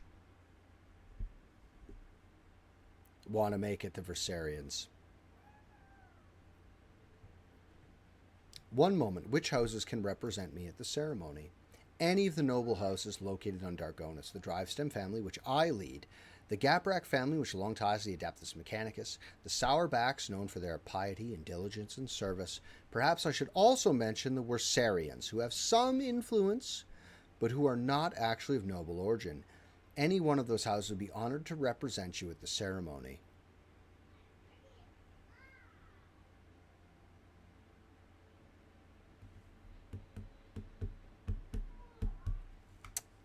Your presumption is wrong. I will bestow this honor upon the Wersarians. Abelard turns to you and bows respectfully. Lord Captain, to accompany you at such a crucial hour is the greatest honor for the Wersarian bloodline. Have no fear, we won't fail you. I know you won't fail me. Because he's my fucking right hand! Forgive my... Drivestem tosses Abelard a look that lacks even the smallest shred of respect. Forgive my boldness, but I must remind you that the Wersarians, whose lineage tracks back to a Navy officer, are not of the Dargonis nobility. Such decisions may have an adverse effect on your subjects' loyalty, your lordship. Drivestem's face breaks into a bitter smile. I shall immediately obey your commands, most gracious rogue trader. Thank you for your time. Tell me about yourself in House Drivestem. It would be my pleasure to enlighten you. My house is the oldest and most respected on Dargonis. My ancestors walked side by side with yours for many generations as they cared for this world's welfare. Our duty is to supervise the governing bodies within the systems subservient to you, and we are responsible for the protection of logistics and economic stability. As for me personally, I am a humble servant of the Emperor and loyal subject of the rogue trader, and to my great pleasure I had the honor of calling myself Lady Theodora's close friend.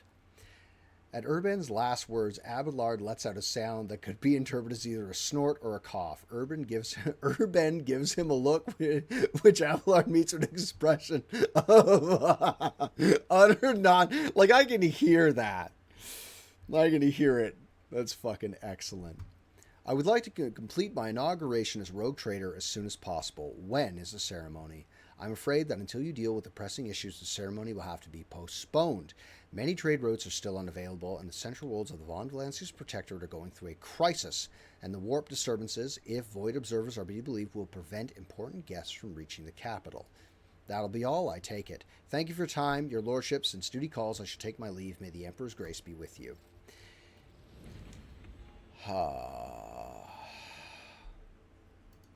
That was thoroughly enjoyable to do. Now, what do his agility, put his agility up. Reflexes, poise, high agility, allows character to manipulate delicate explosives, finesse, keeping their footing, crossing treacherous terrain, produces characters. Initiative chance, dodge chance, obviously. Balls. Weapon personalization. All range well feels like damage, not that. Outnumbered. If a high mortal character is melee supported against an enemy, the effect is increased by +10. If an enemy is melee supported against a high mortal character, the effect is decreased. Force weapon attacks deal +1 plus psi rating, 3 more damage, and have a 10 times 2? Psi rating is 2, right? More armor pen. Let's go with Blade of Light because I'm using a psi weapon now.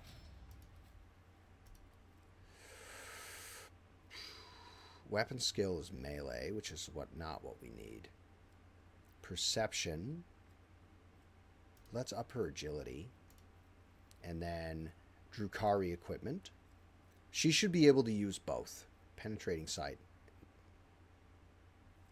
That's going to be very useful for later. No. Her... Oh, I can't. Intelligence. So let's... Enemies affected by the Navigator's power suffer a stacking -10 penalty to their next resistance test.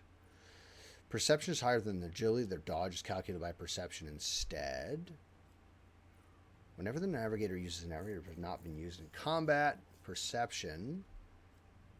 Whenever an enemy fails a resistance test against the Navigator's power attacks against them, gain... That is gross.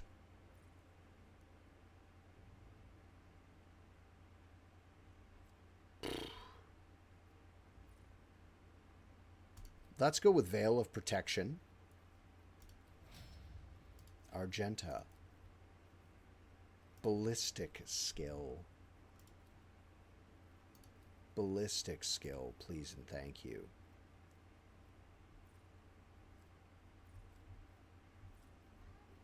Don't need any of this. Chain weapon expert. If I was moving her back and forth, I should be moving her back and forth between melee and ranged. While under 40% rune, Imperial World characters gain a resolve to all characteristics and resolve. She gets hurt often, so we'll put on Better to Die for the Emperor, and she will be better the more wounded she is. So this will heal her. Fellowship, 70. Jesus. Let's up that fellowship a little bit, yeah? She's an Imperial War character. No shit. If no other character in the current party is the same archetype as here, the first ability is in combat. Each combat by this character costs less AP.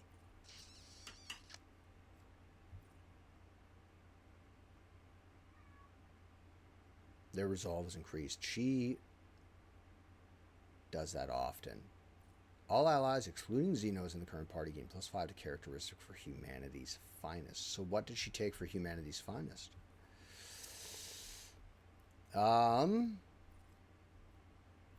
Where is... She has Drukhari weapons.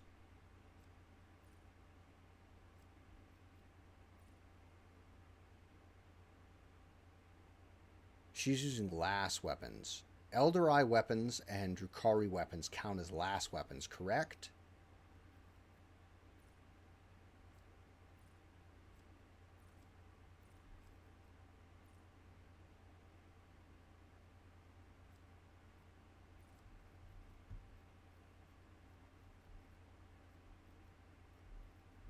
Her medicine is amazing. So let's...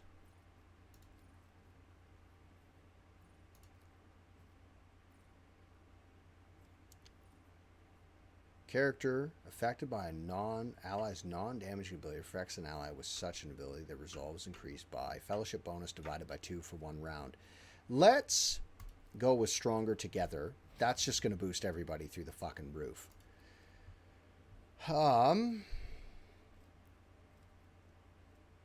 What skills does she go up on? Willpower is almost 70. I don't need to use her for shooting. Her perception is fucking something else. Justin's perception is fucking shit. That's what it is. Look at that. Agility. Intelligence. Willpower could go up because you have to... Every 6th youth with psychic power... Oh, excuse me. Do I want to support or do I want to be aggressive? Predict a downfall. The first dodge attempt of every enemy in combat suffers a 14 times 2% penalty. That's icky. That's icky sticky, man.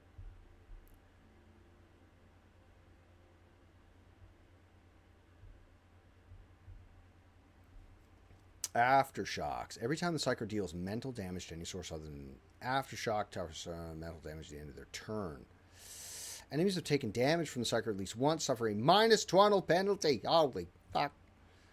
Enemies have failed a willpower resistance test against any of the Psyker psychic powers or suffer additional direct damage. Let's go with Mind Siege, because she can do more damage that way. Pascal. I've made you a plasma god, is what I've done. So, gain a stacking 10% bonus to hit chance and dodge reductions any other hit with a single attack. I should put on Persistence of the Forge because 10. Pascal, while under the effects of the machine's removes melee attack, deal an additional 10 plus intelligence bonus damage. His intelligence is quite high.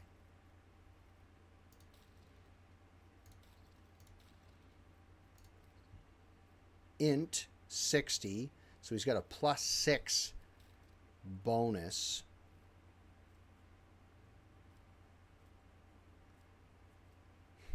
It's fucking nearly 60.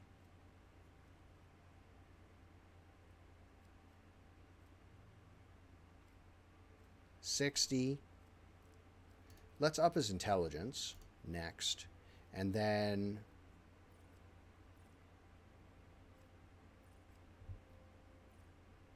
skirmish protocols. His melee attacks deal even more. Utility mechadendrite. Oof. The more when you put mechadendrites on him, he actually gets more mechadendrites like on his character model, and I fucking love that. Pascal's attacks and effects of the exposed weakness ability gain bonuses against enemies under the effect of the machine spirit. What? Sorry. Pascal's attacks and effects of the exposed weakness ability gain bonuses against enemies under the effects. Oh, wow. So they get even more fucked if you get shat upon. We're going to do skirmish protocols so he hits even harder.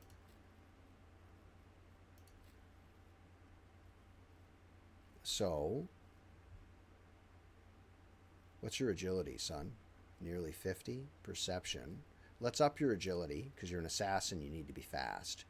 The Psyker's armor increased by 5%. This bonus increases by 5% at the start of every round.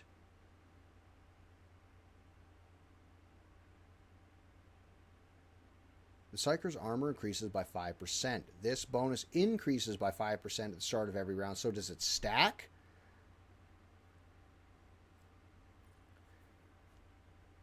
The first time the momentum reaches 200 during the Psyker's turn, the Psyker gains +5 to all characteristics.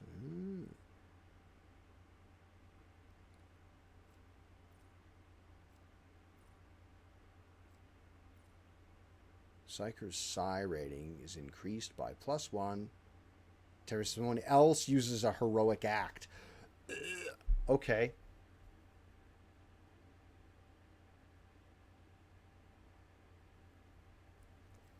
I think in Psyker Terminus. What's this?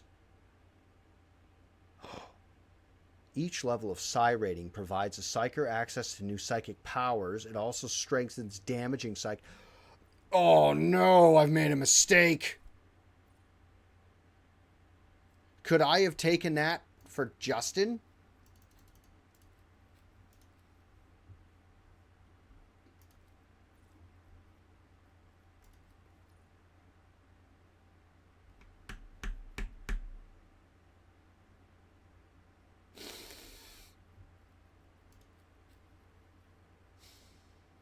Shit. Which means I could have taken Psyker fucking Terminus. Next level. Next level, Psyker Terminus, everybody. Write that down. Shit. Well.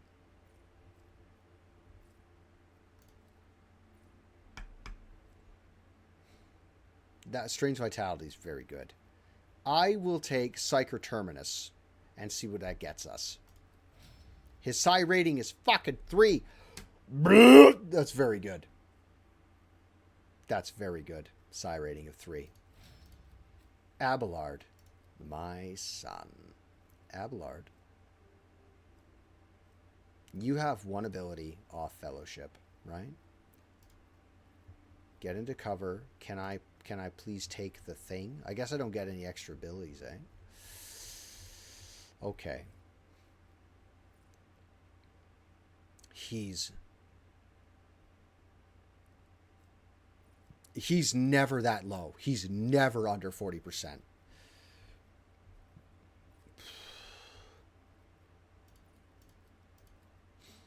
Perfect timing. All allies affected by brace for impact gain 30% cover penetration. Permanently gains plus 15% to cover penetration. He's always up meleeing people. Weapon specialist. The sweep ability of an axe with a shove and a hammer. Mace costs 1, not 0 though. No heresy. Sounds great, except it's bad.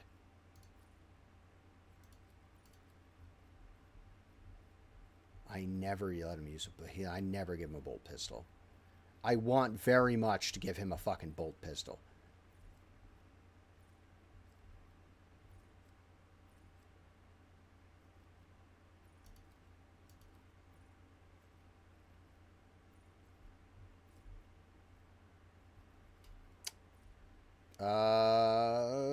Attacks of opportunity.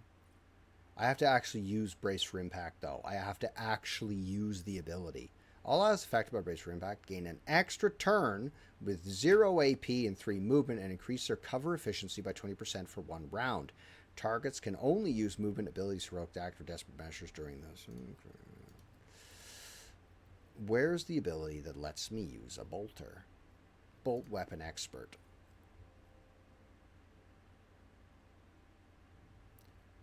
He can use a bolter. He's been able to the whole time.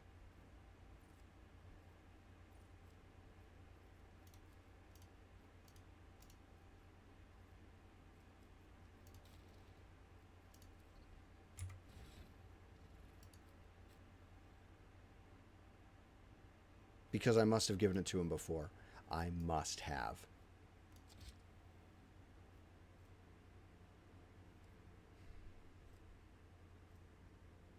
Oh, I didn't give him a bolter because the bolter was less powerful than the revolver. No, I didn't. I feel like a fool, though.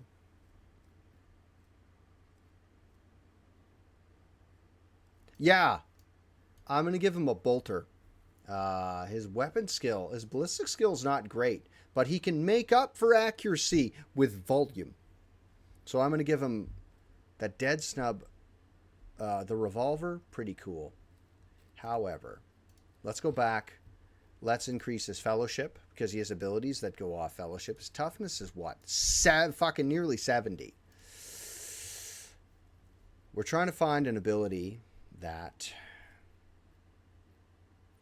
I could increase his fucking ballistic skill. No, I can't. Never mind. Don't worry about it. What's his strength at? Could up his damage.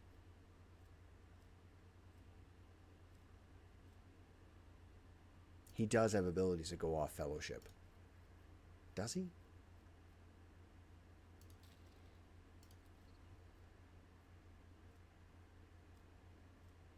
Provocation. Attack of opportunity, nothing till the next turn. Unyielding guard. The Vanguard attacks each enemy that attacks the Vanguard's allies in 3-cell radius. That's going to be very useful. Defensive stance is fucking awesome. Brace for impact. For 1 round, the Navy officer gained a 3-cell radius, gain +2 deflection archetype. They can't be forcefully moved or penetrated. Weapon skill is 60. Let's up his strength instead so he fucking hits harder.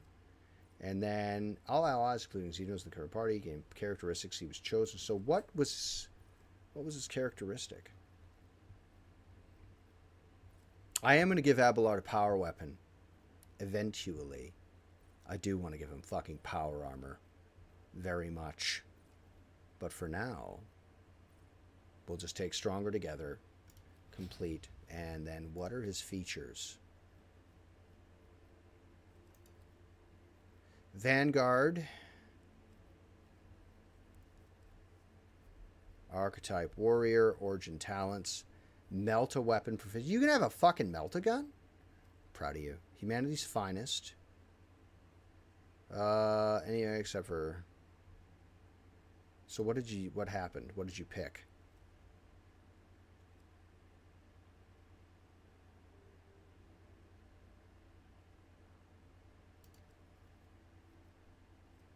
Toughness. Oh my god.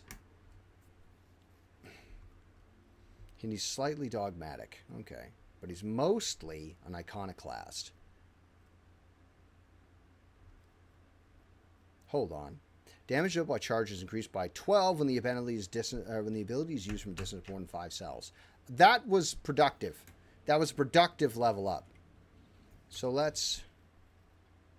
Alright. So, we've got everybody together, so let's solve the problem. Blades in the Void. Protector being terrorized by Xenos carry out rapid strikes in the colonies. Trading vessels must be ready to plunder. So, we need to go to Huebos 6. Contracts. Race to the top. I have enough adamantine. I can do that. Unquenchable Greed. Contacted by high-ranking administrative official who's previously helped with claiming a relic of Saint Contagious from House Chorda. Oh yeah, I sent him to do that. He enjoyed the generous bribes and will like some more. In exchange for the riches requested, he promised that an error will creep into the administratum's calculations so that all provisions from the agri world of Marcus Alpha will be shipped to Dargonus instead of the Navy's orbital fortress on Dargonus 2. Absolutely fucking not. Send that to where it's supposed to be sent to. Thank you very much. Do not fuck around with my Navy.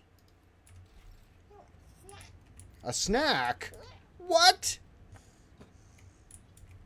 Please. Are you feeling hungry? Yeah. Do you want to wait, say, another... Wait another, say, 10 minutes. And then Snack. we'll have... Do you want to have a grilled cheese sandwich? No, snack. That is a snack. No, I don't. What would you like to have?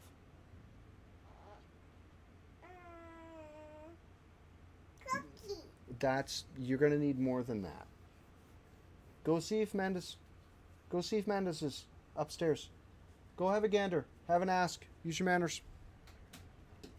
Returning to the ship. And then we will make our way. He is very well mannered. That is one thing I'm big on with my kids, is manners all the time. Manners. Constantly. Terrible news from Dargonus, Lord Captain.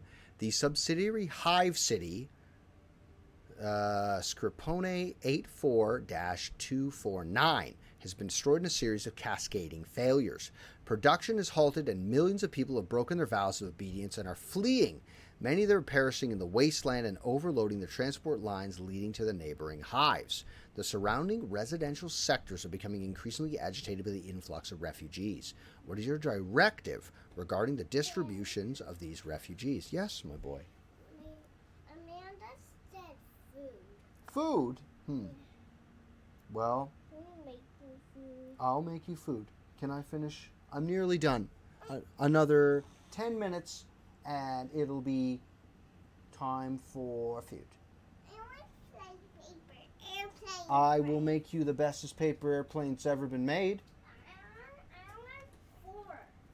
4? Yeah, paper. 4 paper airplanes. Yeah. That's a lot. That's a few. Yeah, to fly super high. Okay. Really far. Well, let me finish what I'm doing, and I'll make you some. Almost done. First question is, what is the cause of the catastrophe? It's still unclear. The noble houses are throwing the blame at one another. Agents of the Venerable Achilles Scalander stationed at Skippercone 84-249 died heroically while trying to save the population from this disaster. Their final reports mentioned some vulnerabilities in the industrial sector of the lower hive, but did not go into further detail. Additionally, all of your servants are currently busy with the investigation of the causes of the crisis, but are not doing anything to deal with its consequences.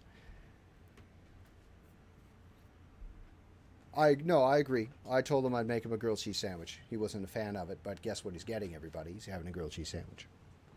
I'm going to make him a grilled cheese sandwich, and then I'll make him paper airplanes. And yes, 4 paper airplanes in this economy.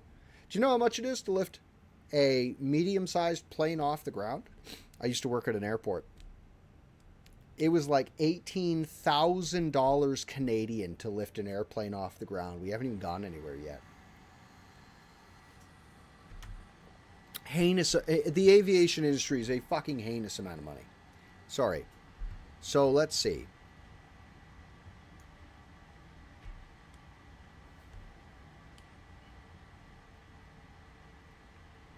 I will lose provisions if I do that. What say my advisors? The death of Achilles' agent troubles me and may not be a coincidence. Until the causes of the disaster can be concretely established, I would avoid letting refugees into other hives. There may be saboteurs among them. I recommend setting up a prohibitive cordons where the refugees can be contained in the wastelands between the hives. The Emperor forbids us to face the often cruel strokes of fate with dignity. Bids us, not forbids, pardon me, bids us to face it. If the other hives do not wish to accept the unfortunate victims of this tragedy, then let the victims themselves teach those living in the hives a lesson in resilience and humanity. I'm sure the ecclesiarchy will aid in the refugees in constructing camps to survive out in the wasteland and establish a community of proud desert-dwelling martyrs. Such harsh conditions will be a crucible of fortitude and fearlessness. This tragedy, a feat of spirit. Let the noble houses are trying to wash their hands of this. How predictable. And yet, it is their duty to see to it that the planet meets its tithe obligation and brings glory and revenue to the treasury in your absence.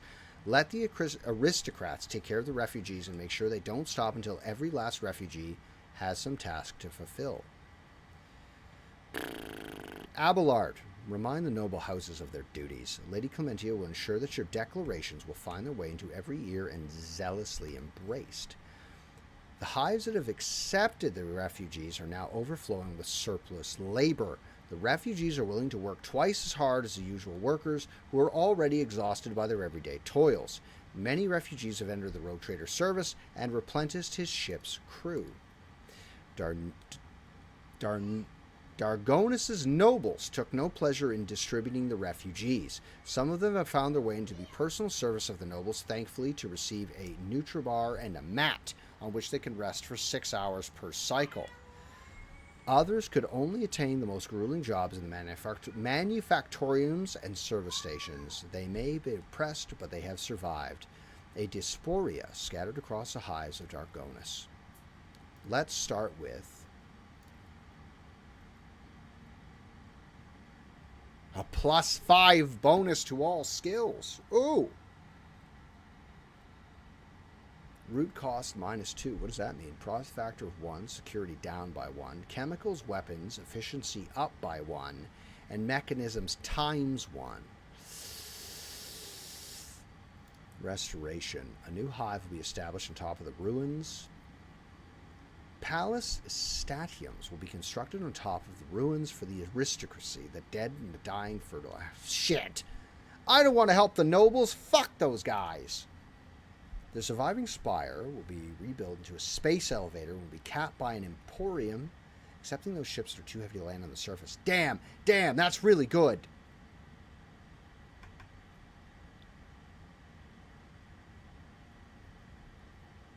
objectively, this Emporium is the best choice. Complacency for all colonies. That's +1 for all colonies.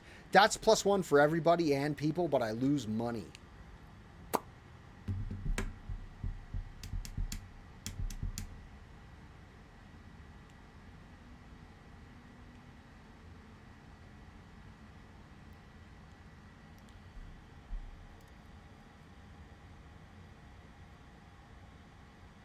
A +5 to all of my skills would be incredible. That's complacency 2 is just this colony. Profit factor of 2.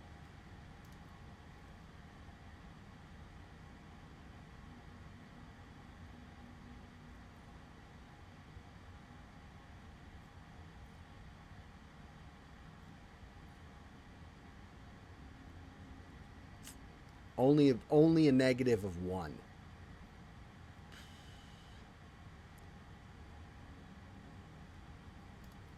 I love space elevators, though. Profit factor 1, security down 1, chemicals 1, weapons 1, efficiency 1, that's just for this colony. I am legitimately torn what we're going to pick. I don't have to pick one right now, but I'm legitimately torn which one I should pick.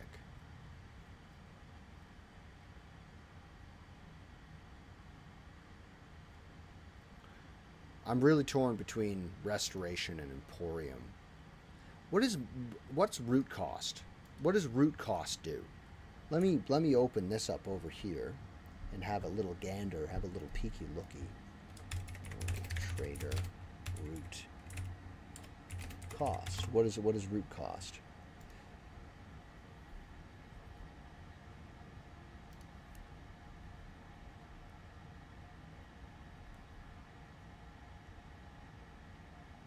Oh.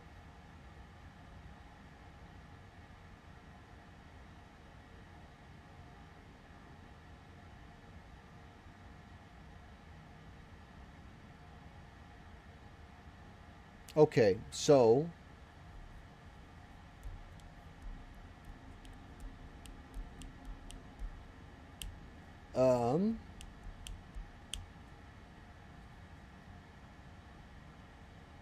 okay. So root cost -2, that makes moving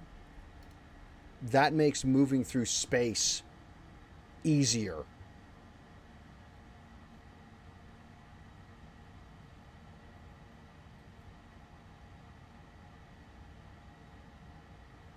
That's going to save me a lot of points for traveling, and it's going to make cutting down.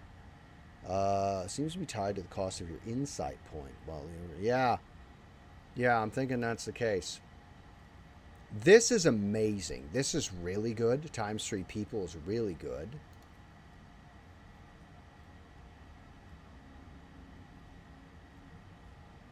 I think I'm going to go with the Emporium. That makes the most sense. Build me an Emporium, please. And we'll just have to figure out the rest from there. Okay, Dargonus. I can't do anything with these ones. Yeah, we'll build a space elevator because those are kick-ass.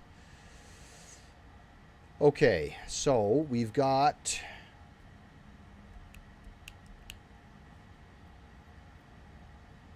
Let's look up colony management. Projects. This we were doing something. Blocks High Throne. These are things I already got. Foulstone. Ah, Cure for Sloth, and that's accepting. And then we were going to build something. Do I have to be standing over it? That's Dargonus, and that's building my space elevator, which is fucking awesome. So I'm going to do a hard save here. And the next adventure in our adventure will be Huevos 6. Huevos. What's the planet called? Huevos.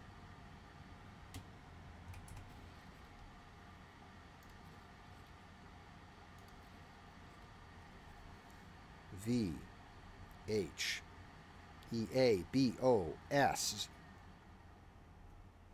6. And that's what that's going to be called. Right. So, okay. There's that sorted. That's over on my notepad. Let's switch to this view here. Live scene. And we're going to have a little gander. Move this over here. I'm going to go make my boy fucking grilled cheese sandwich. That's what I'm going to do. And then we're going to make 4 paper airplanes. And we're going to race some goddamn trucks. And I think that's going to be fucking sick. I got to build a ramp, though. I'm going to have to build a ramp big time. Because you want your ramp to do a fucking, you know, that's what you want to do. Dutch.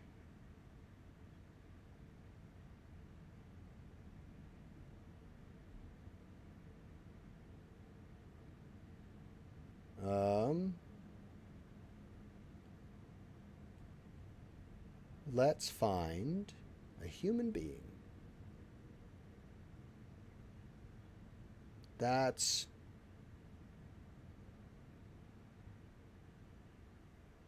Why does it do that? Why is it doing that? If you guys have a suggestion for anyone to drop a raid on, you are welcome to suggest that. I believe there is an option in the points down there, in the channel points, in order to do that. Why is this moved over here? Hold on. Go back that way. Go. What the fuck is going on here? There we go. Let's find... There's Harry. He's playing Counter-Strike. Maybe there's more. If you're in the mood for more Rogue Trader, let's give this guy a little listen here. Let me just give this fellow a listen.